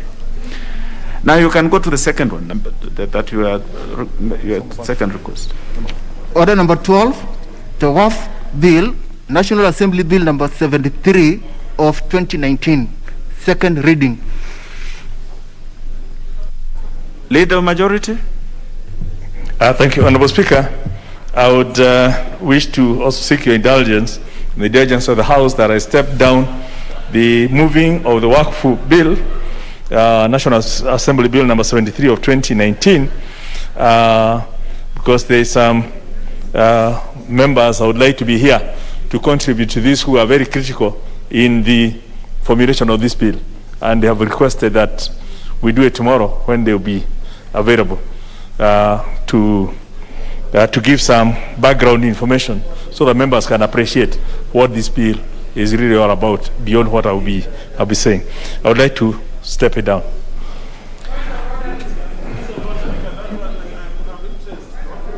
Leader of Majority. What is out of order? The Honorable Member for Suba North. Let's just hear. Thank you, Mr. Speaker. Mr. Speaker, I'm a little concerned about the reasons that the majority leader is giving for stepping down the Waqf bill, that there are members who have special interest in it. I am a member who has also very special interest in it. That's why I'm here. I can even give you some of my points which I've raised here, Mr. Speaker, issues which I think might also be unconstitutional unless they relate to personal law. So why would you then consider that some people have more special interest in a bill than others? Mr. Speaker, if there's any other reason, maybe that is not prepared or another reason, that would make sense. But not because there are members who have more interest than others. We all have similar interests, unless somebody maybe has requested for a special reason that they'd want, to be given chance, but then the rest of us can speak, and then you can stand it for the other member to speak. After all, we have all the time on the world, Mr. Speaker. The Honorable Millie, that is enough. Honorable members, this business is the business of the Leader of Majority. He can request to step it down at any time, and he has done so. And I'm going to accede to his request. So the business that is listed as on the order paper as number 12 is taken out of the order paper for the day. His reason is wrong.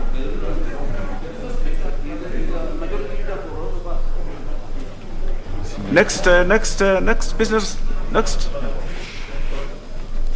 Order number 13, the County Government's Amendment Bill, Senate Bill number 13 of 2018, second reading.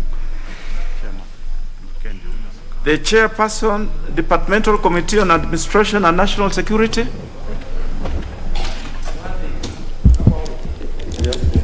Thank you, Honorable Speaker. Honorable Speaker, I beg to move that the County Government's Amendment Bill 2018, Senate Bill number 13 of 2018, be now read a second time. Honorable Speaker, the County Government's Amendment Bill, Senate number 13 of 2018, was read for the first time on Wednesday, 24th April 2019. Just hold on, the member for the chair. Just hold on. The member for Navaholo seems to have a point of order. Thank you, Honorable Speaker. Honorable Speaker, I rise on a point of order where this House is a House of Records and a House of Decorum. You have made a ruling yourself on your chair that when we want to appear in this House, Honorable Speaker, we must be dressed in a particular manner. I want to address myself to the educated but not learned, or learned but not educated colleague, the Honorable Kaluma. He is pointing at us with the chest, Honorable Speaker. Is the member in order to dress in that particular manner, Honorable Speaker? The Honorable Kaluma. The Honorable Kaluma. The Honorable Kaluma, the Speaker is satisfied. No, he's okay. The Speaker, honorable members, order. The Honorable Kaluma is properly dressed. He's properly in the house. Proceed, Chair Security. Chair Security, proceed. The Honorable Kaluma, you are properly dressed. Please resume your seat. Thank you, Honorable Speaker. And Honorable Speaker, allow me to take this again because of that slight interruption. In stating that the County Government Amendment Bill, Senate number 13 of 2012 was read for the first time, Honorable Speaker, on Wednesday, 24th April 2019, and subsequently committed to the committee pursuant to the provisions of Standing Orders number 127-1 and report to this House. The committee, therefore, Honorable Speaker, considered the County Government Amendment Bill, Senate Bill number 13 of 2018, in its sitting held on Friday, 16th August 2019, and adopted its report on Thursday, the 5th September 2019.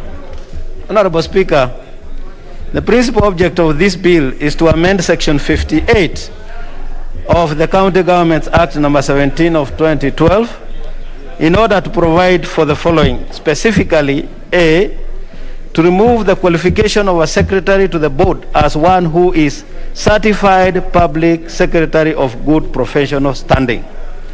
And B, to provide certainty on the role of the secretary to the board as one who has no right to vote in any or at any meeting of the board.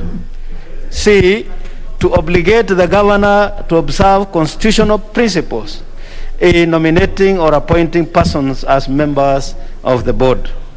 And finally, D, to provide for additional stipulations and requirements for one to be eligible to serve as a chairperson, such as be registered as a human resource management official and have at least 10 years working experience. Honorable Speaker, the committee noted the following.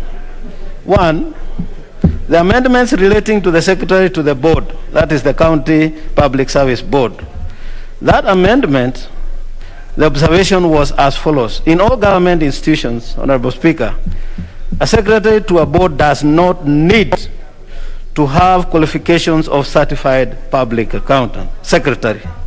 These qualifications should be provided as an additional added advantage where there is advertisement on such a position. Honorable Speaker, also observed that there is need to provide for the qualifications of the secretary of the board in order to curb endorsement of persons who are not qualified by a governor who would probably pick somebody who does not have qualifications that can endear him to that job.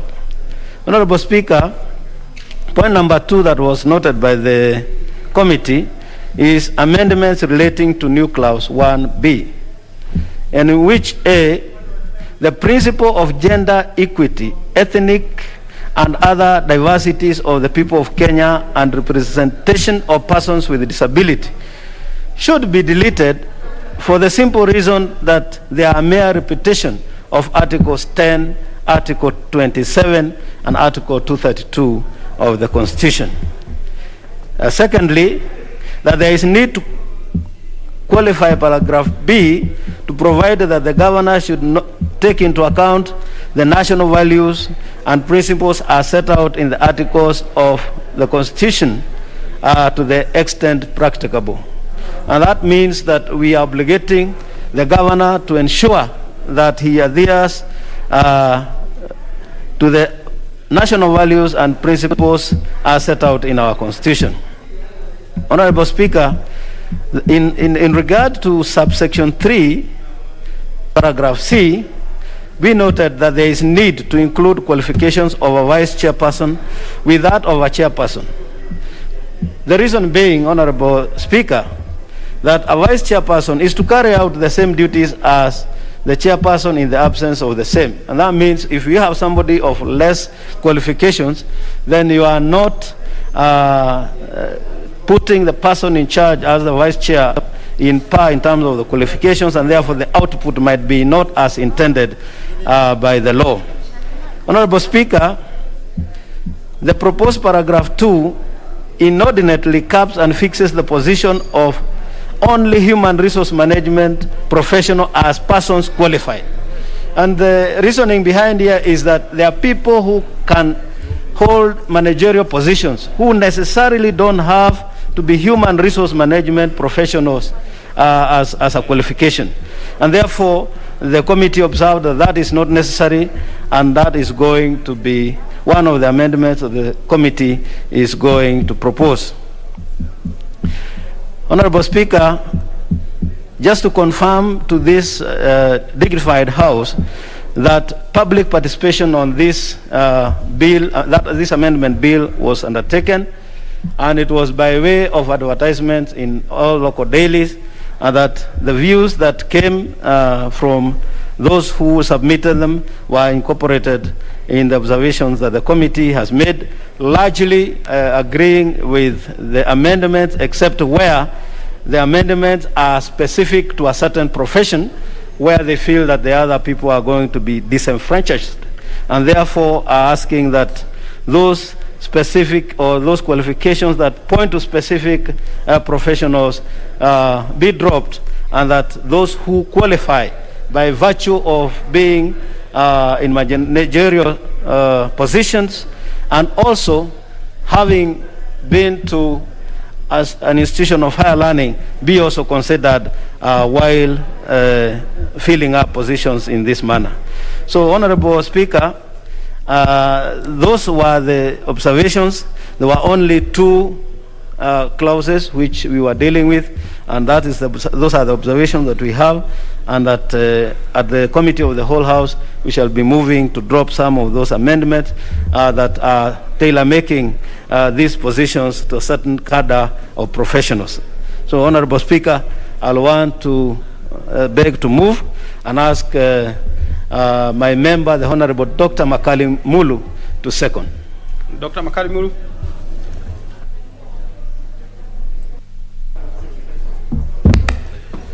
Thank you very much, Honorable Speaker. Honorable Speaker, this is a fairly very short amendment. And Honorable Speaker, as you can see, this is a Senate bill. So the people who originated this bill is the Senate.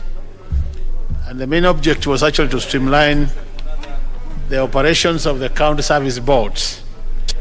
Honorable Speaker, we know these boards are playing a very key role at the county level. They oversee all the recruitment at that level. And on that basis, it is important that we get the right people to manage the boards. So, some of the amendments, Honorable Speaker, as my chair said, is the issue of the secretary to the board, where we are saying that the Senate is proposing that this must be a professional who has a certified secretary qualification. And Honorable Speaker, what we are saying is just like any other professional, in any position you'll have the minimum qualification. Check 1 2 majaribio ya sauti, sound clarity, media, sound clarity, 5 4 3 2 1. As a committee is majaribio ya sauti, sauti, media, must be somebody who has trained in this area. 5 4 3 2 1. A professional course. Sound clarity. That should be an under moja mbili tatu. Sauti imefika studio. 5 4 3 2 1. Honorable Speaker, the other important point in this matter is 5 4 3 2 1. Wako sawa. The bill clearly saying that the secretary will have no voting rights, so that when it comes to making decisions, then he should not participate in the voting. 5 4 3 2 1. So just like as the speaker says, when the speaker says he has no voting rights, sound in the house, it's just sound clarity. 5 the issue of the governor, you know what has sound testing, sound is some of our governors are taking advantage of some of these boards. And at times they appoint people to chair these boards. 54321. People who don't have the necessary qualification. 54321. People who have gone sound clarity. Moja mbili tatu. People, for me, people are just sound not studio. going to add value to this board. 54321. And I think what is happening, Honorable Speaker, is through this amendment clarity. now, the governors are going to be required by law to make sure that they appoint people to the board, people who have the right qualifications, and people who can carry out the duties expected of them, Honorable Speaker. So, Honorable Speaker, I think to me this is just a very short bill, and as we were saying, you know what I've observed, and is also happening with us here, Honorable Speaker, is as we enact, as we legislate, some of the bills we keep on repeating that whatever appointment is going to take place, it will take care of the gender, the disabled, and all those other marginalized groups. But this is a constitutional provision, Honorable Speaker. If you look at the Constitution, Clause 10, 27, and 232 takes care of that provision. So to me, there's no need of repeating those under the lower level where we are doing bills of this Parliament, Honorable Speaker. And to me, I think what we are saying is, instead of repeating that at this level, why don't we just say, as per the constitutional provision in clauses 10, 27, and 232, because that will take care of such things. The other important thing, Honorable Speaker, is what the chair said, the issue of public participation. This amendment was subject to public participation. We got input from different stakeholders.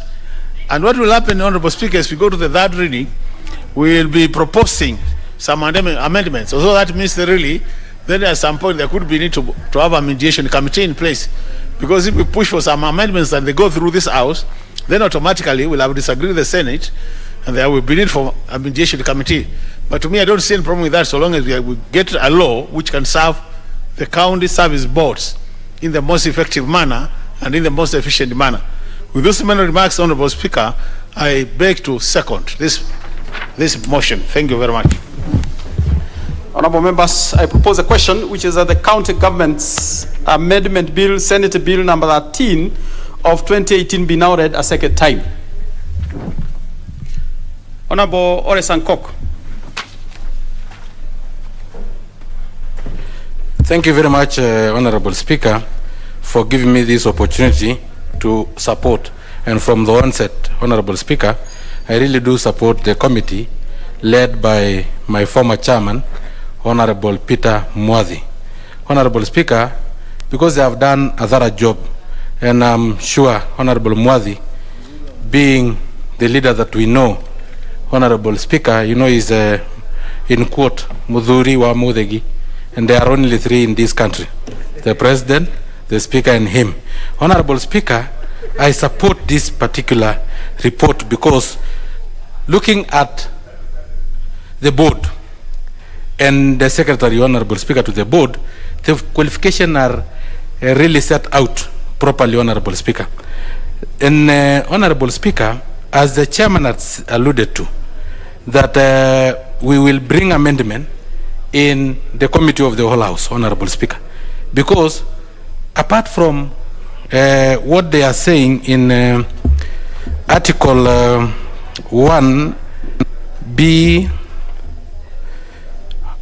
Article 1B, take into account the national values and principles set out in Article 10(27) of the Constitution, and also the issue of gender balance and regional balance, Honorable Speaker, we need to bring the caption of inclusion of persons with disability, as Honorable Makali Mulu have indicated, so that we bring into play the issue of persons with disability as in line with Article 54.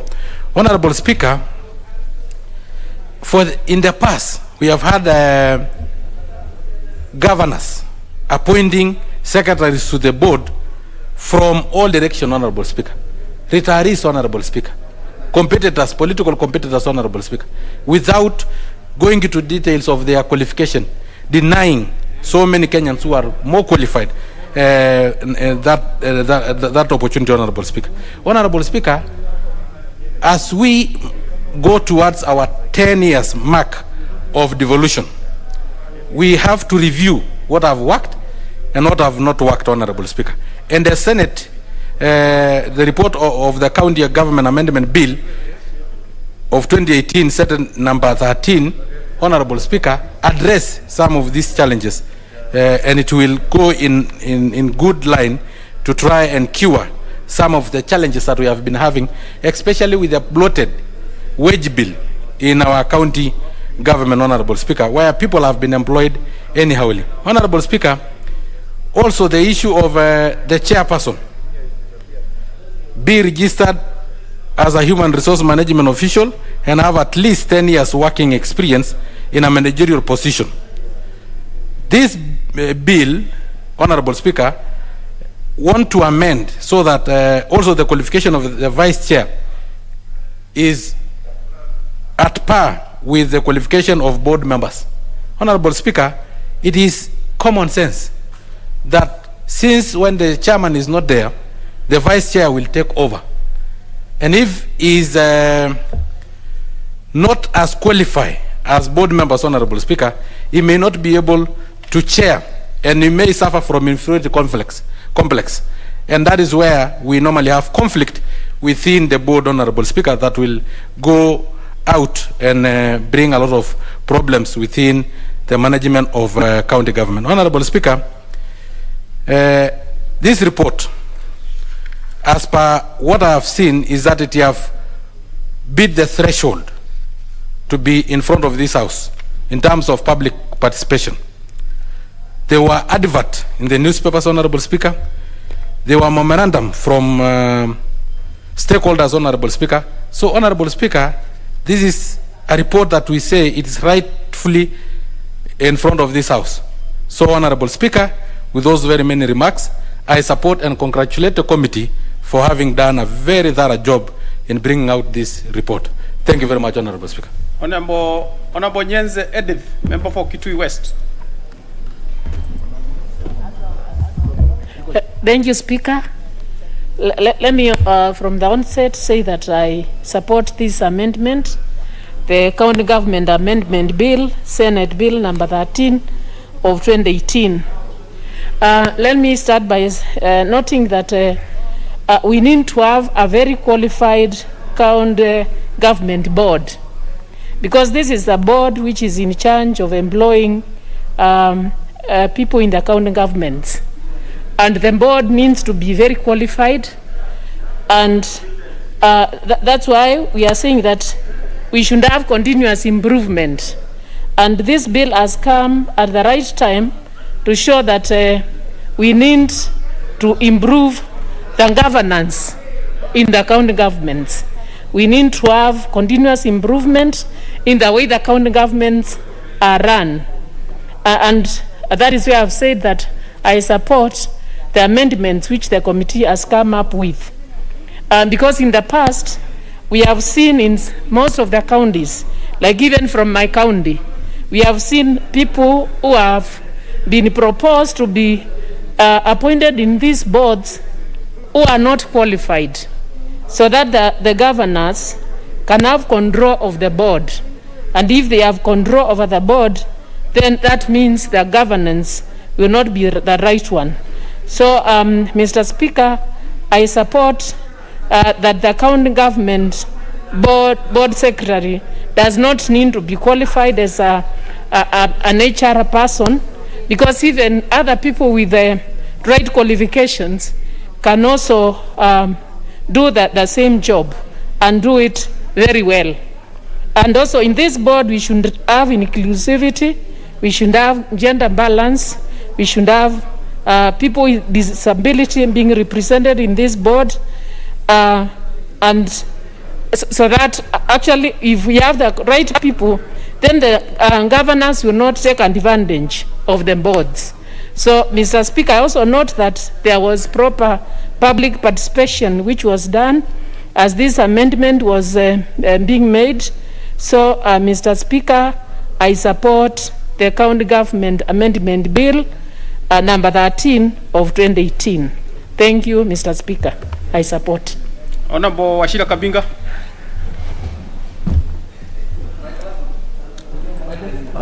Thank you, Honorable Chair, for giving me this chance to contribute to this. And Honorable Chair, let me on the onslaught correct nominee 001, because he said there are only 3 people who are wazee wa Muthegi, and I want to let him know that I am one of them.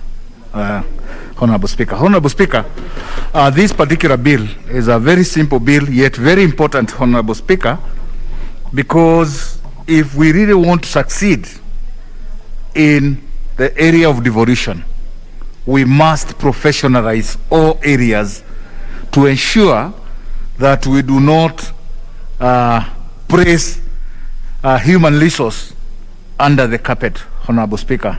And I say this because we know that when it comes to appointment out there, the major consideration is the political support. And if we go that way as a country, we will never succeed in our devolution.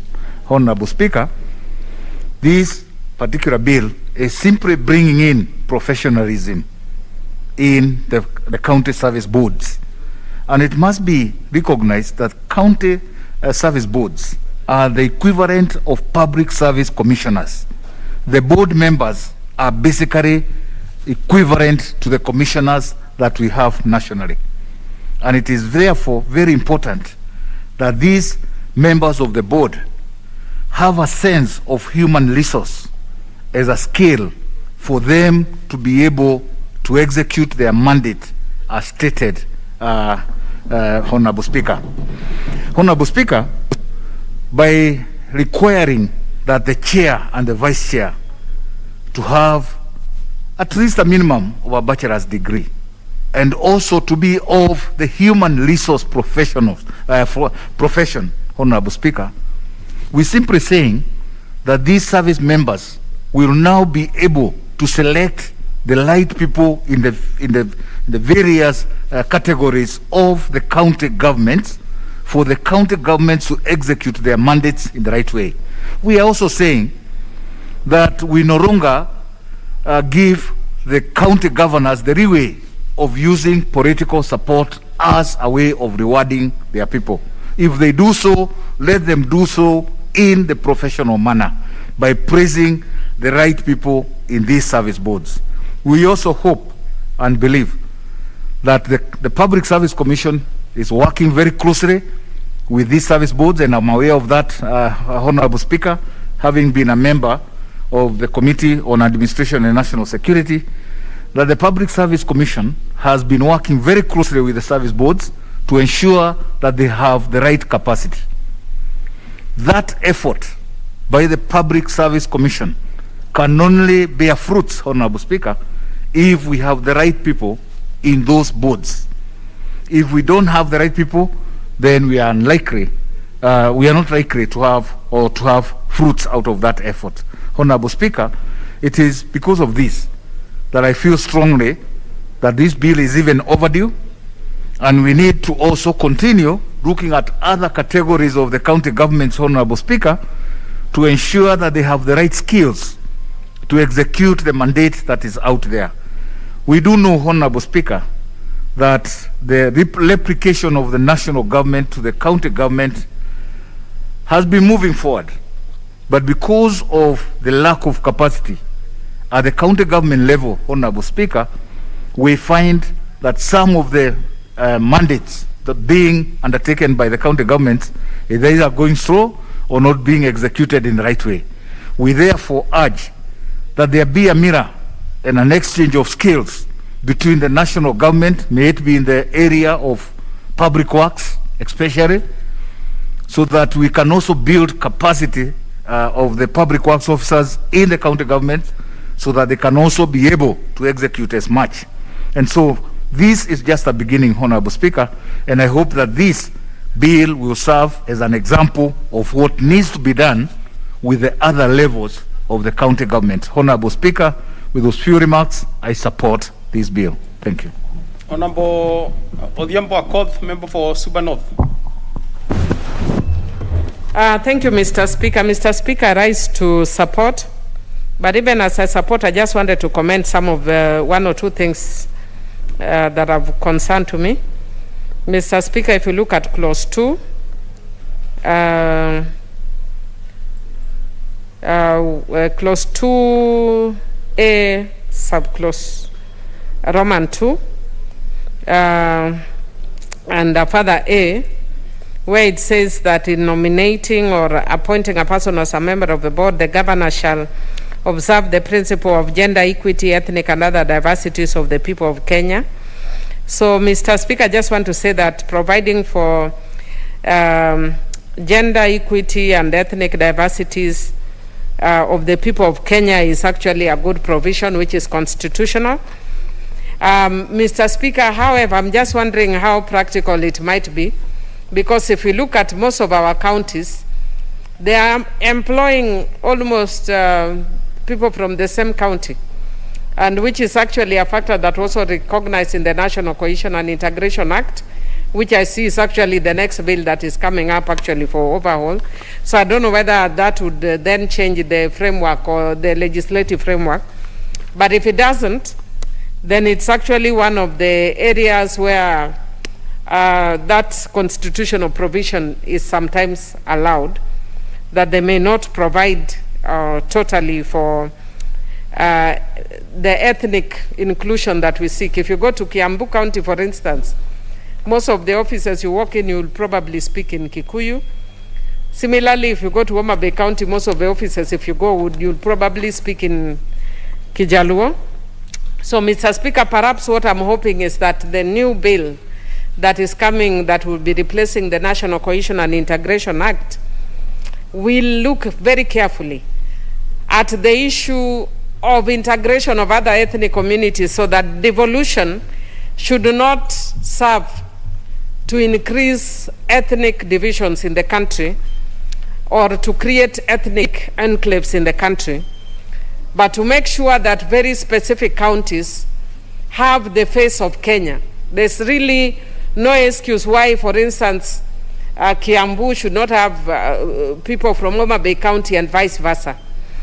Mr. Speaker, the other issue that I would want to speak to is I'm calling on the committee, and if they don't, hopefully myself, Mr. Speaker, because of also the other issues of ethnic diversities within the counties, that you need to add the issue of ethnic minorities, so that you say that they shall provide an equal opportunity for persons with disabilities and ethnic minorities. Why do I say that, Mr. Speaker? Mr. Speaker, I say that because you find that in a lot of, it's good that actually in this bill they are providing for for persons with disabilities. But you find in a situation like a place like Migori, for instance, if you don't check out very carefully, then you find a community like the Couriers that may not be included. If you look at a place like Homa Bay, if you don't look carefully, you might find that the Subas may be excluded. Like, Mr. Speaker, if you look at the former, the last county government, we had two CECs that were from Suba.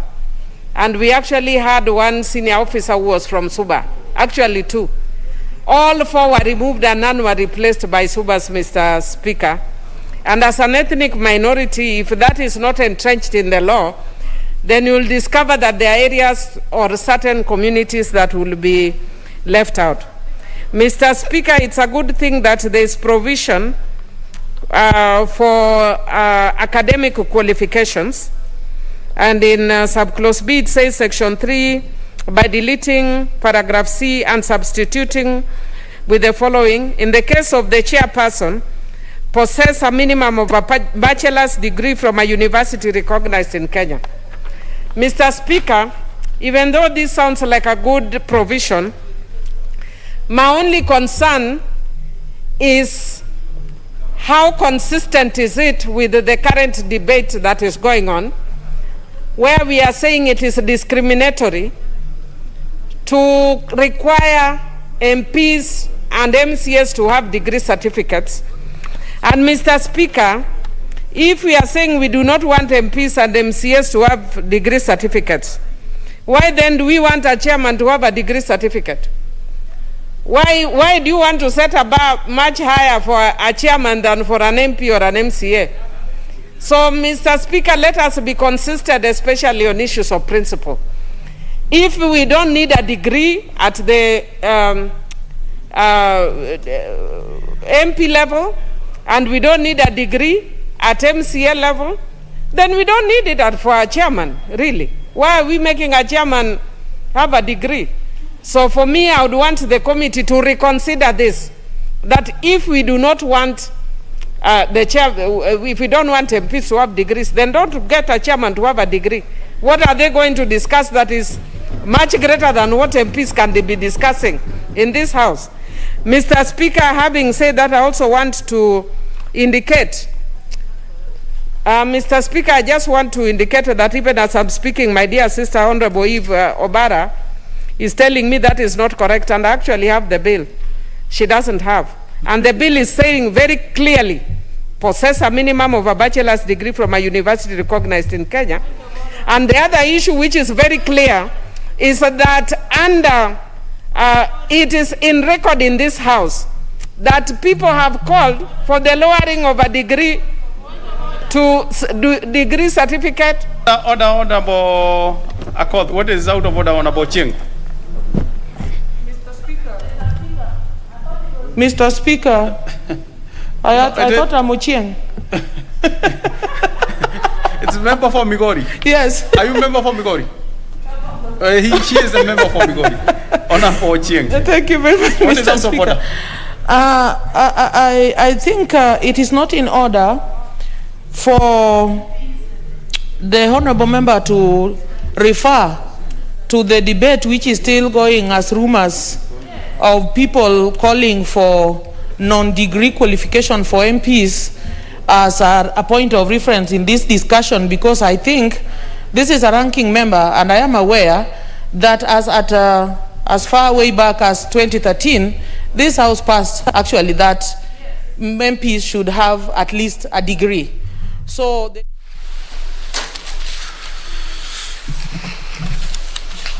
fellow Kenyans, today we mark more than 15 months since we recorded our first COVID-19 case here in Kenya. And although our experience as a people have been different, the last 15 months have been a season of adapting to a new normal. Our former way of life was reset, and we all had to accept and adapt to a new and very unfamiliar routines. As you all know, to protect our children and to secure their future, we took them out of school. Similarly, we had to shy away from places of worship in order to preserve the believers, their families, their neighbors. And for the love of our elderly, we also had to forego visits to our elderly relatives in order to show them true love by caring for their lives. This has been the unfamiliar and uncomfortable new order for the last 15 months, not just here in Kenya, but globally.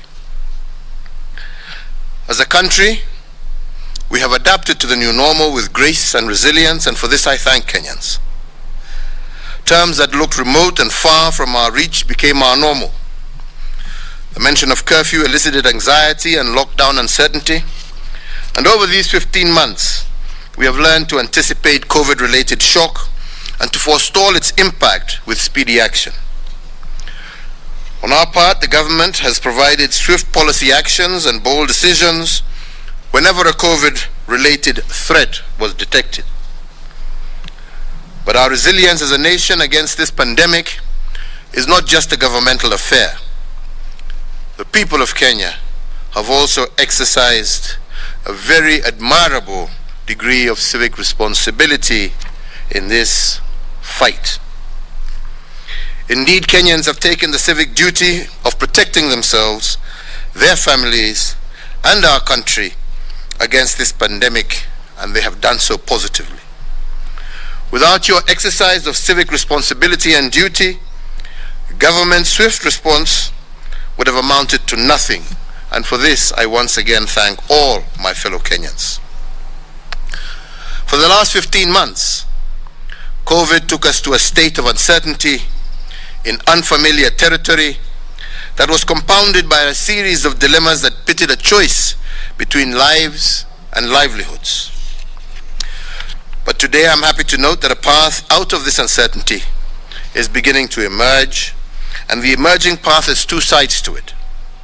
The first is a challenge, and the second is an opportunity that has a promise. So let me begin with the path that is a challenge. For the last 15 months, our efforts of fighting this pandemic can only be described as containment seesaw. And I call it a seesaw because sometimes we win on one front and experience a loss on the other.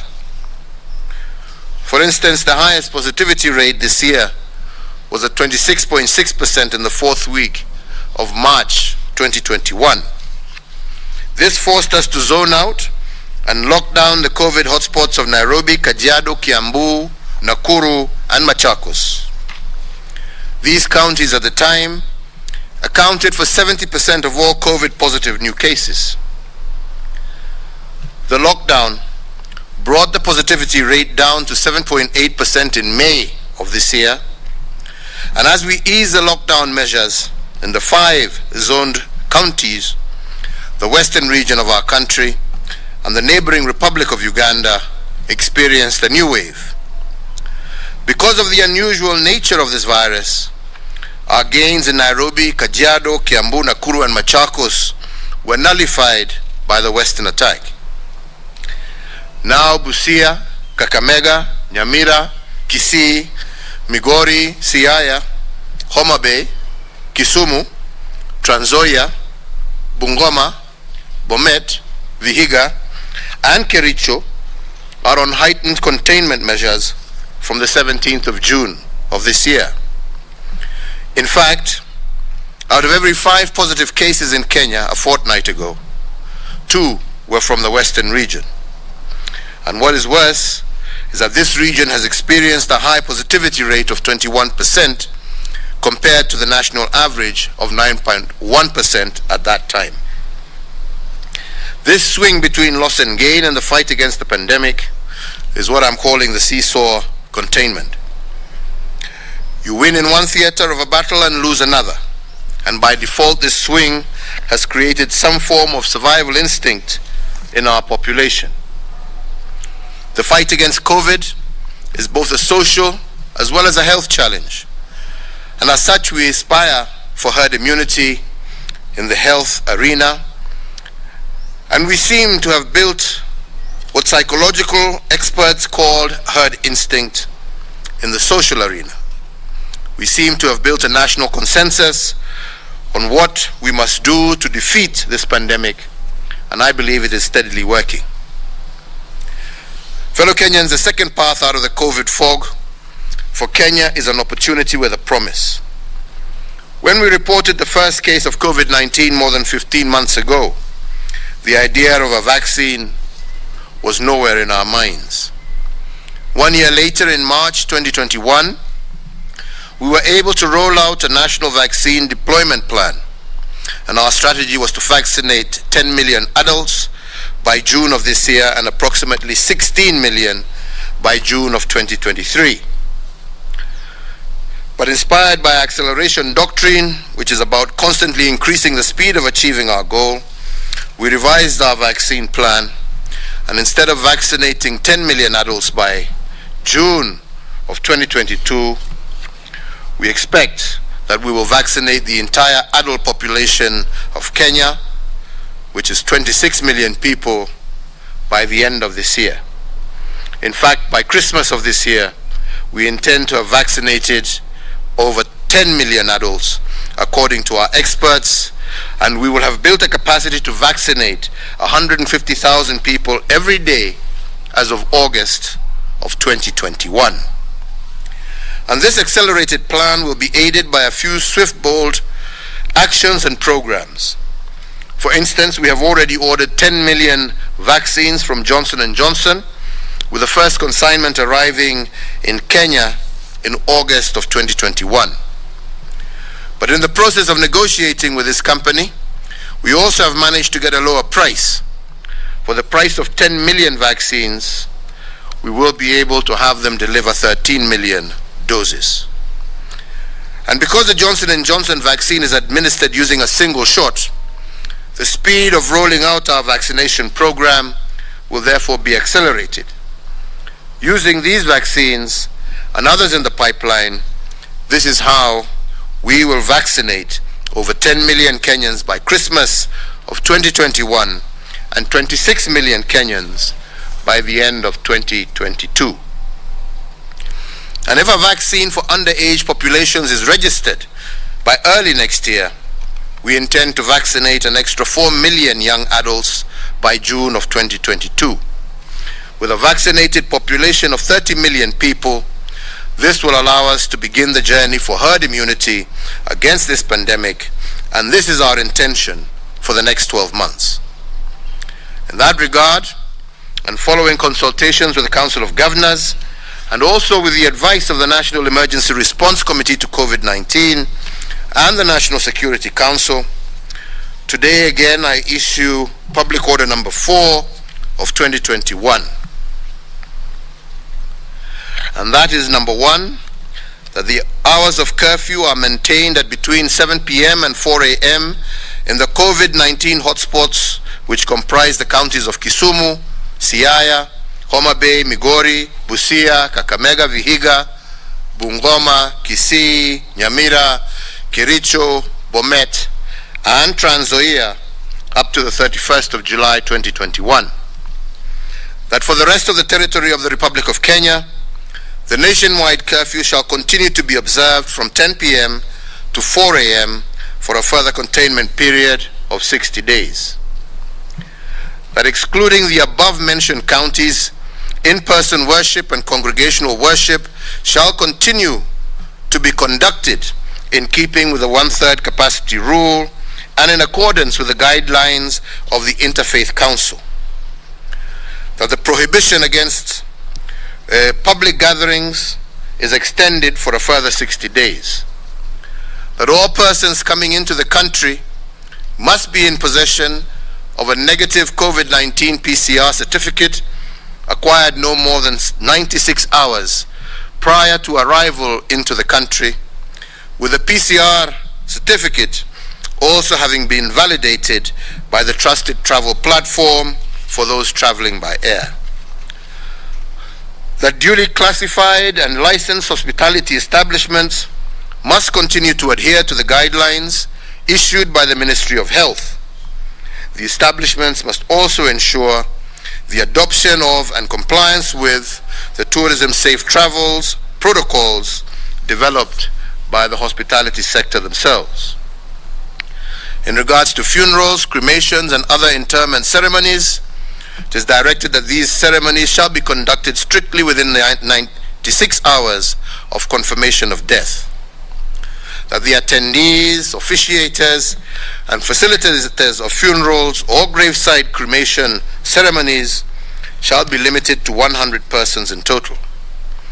That the attendees, officiators, and facilitators of wedding celebrations, of marriage or traditional union ceremonies or rites of passage, and all other similar events or ceremonies shall be limited to 100 persons in total.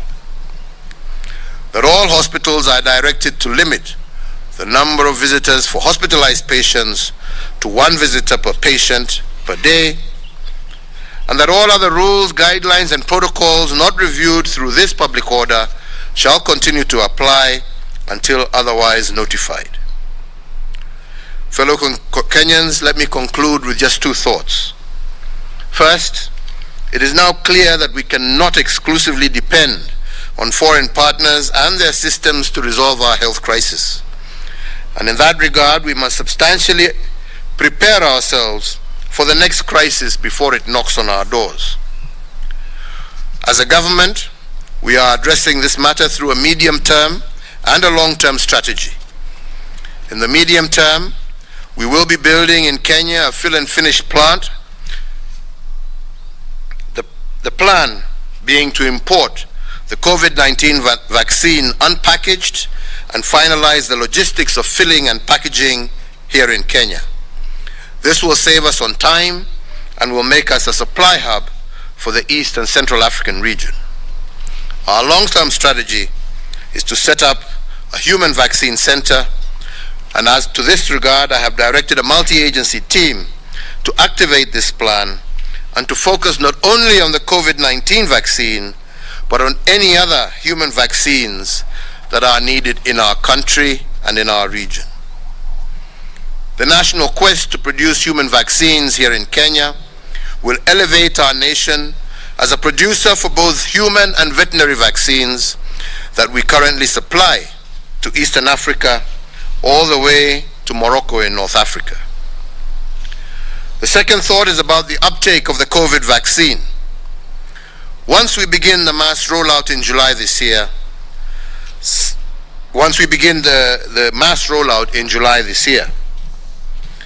unfortunately, some Kenyans have formed certain theories about vaccination and its effects.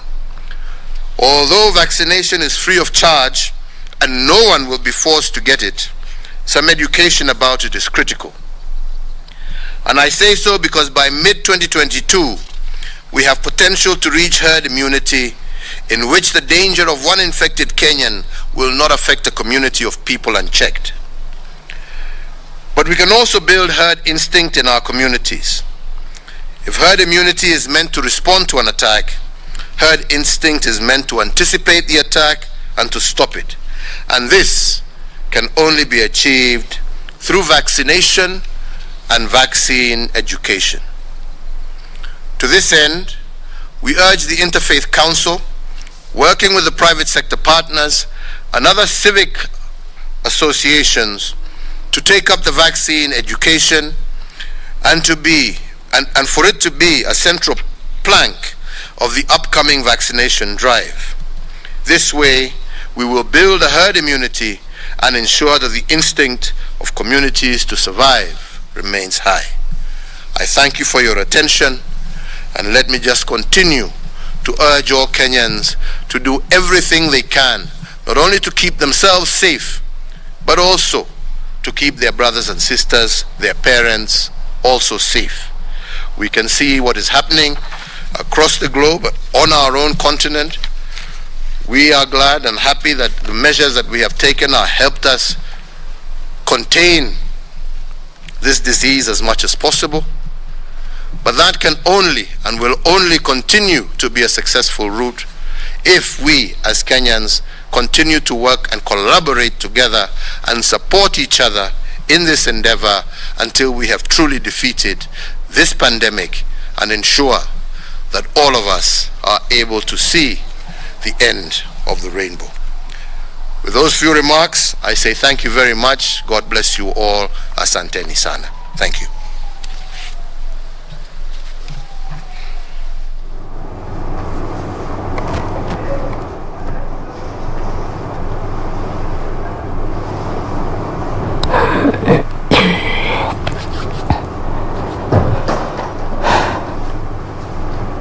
Well, that was President Uhuru Kenyatta addressing the nation, stating that various COVID-19 measures have been put in place to address the COVID-19 pandemic that the country has been grappling with for the past 15 months. While he highlighted the resilience of Kenyans that is admirable in the fight against the COVID-19. At the same time, he stated that the 13 counties that have been declared as hotspot zones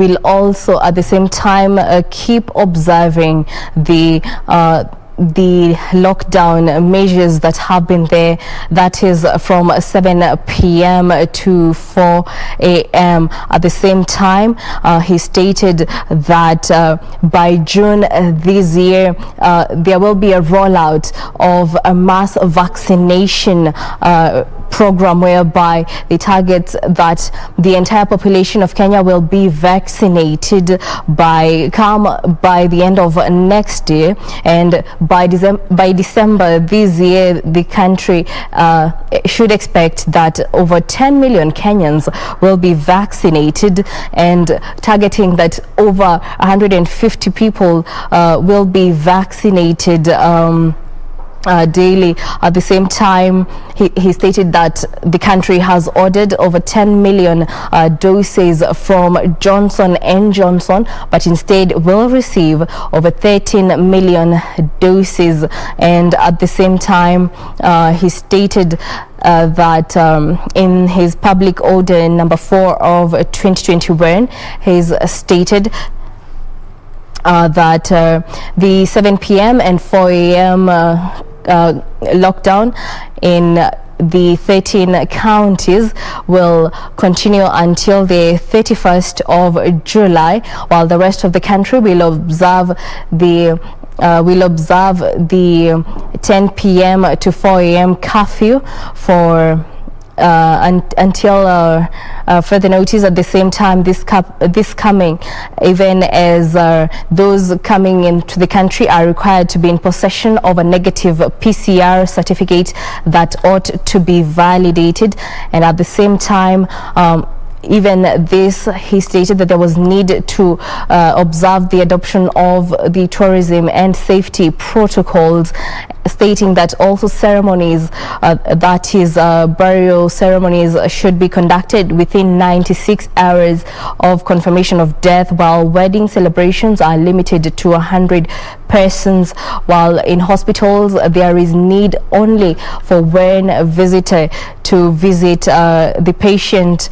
This, even as he stated that there was need for the country to put in place measures so as to cushion itself from the next crisis, saying that Kenya will create a human vaccine center, or rather it will set up a human vaccine center whereby a multi-agency team has been put in place to activate the plan of producing vaccines for the country as well as the East African region. He even stated that there is need to create the awareness of the vaccine, saying that the country has potential to build herd immunity, saying that this can only be achieved through vaccination. This, even as he called on members of the clergy to be at the forefront of creating awareness on the need to get the jab. Well, those are some of the updates that President Uhuru Kenyatta this evening has addressed at State House, Nairobi. We now return to normal programming. Thank you so much.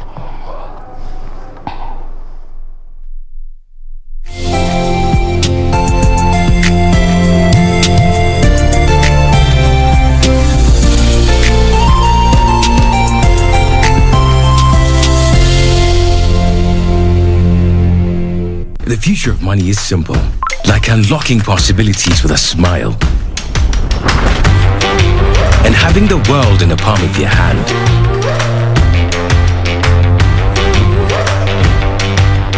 It's the ability to touch many lives at the same time and turn your dreams into reality. It's forgetting and still remembering. Simple is having everything that you love in one place. From the ticket to your next meal,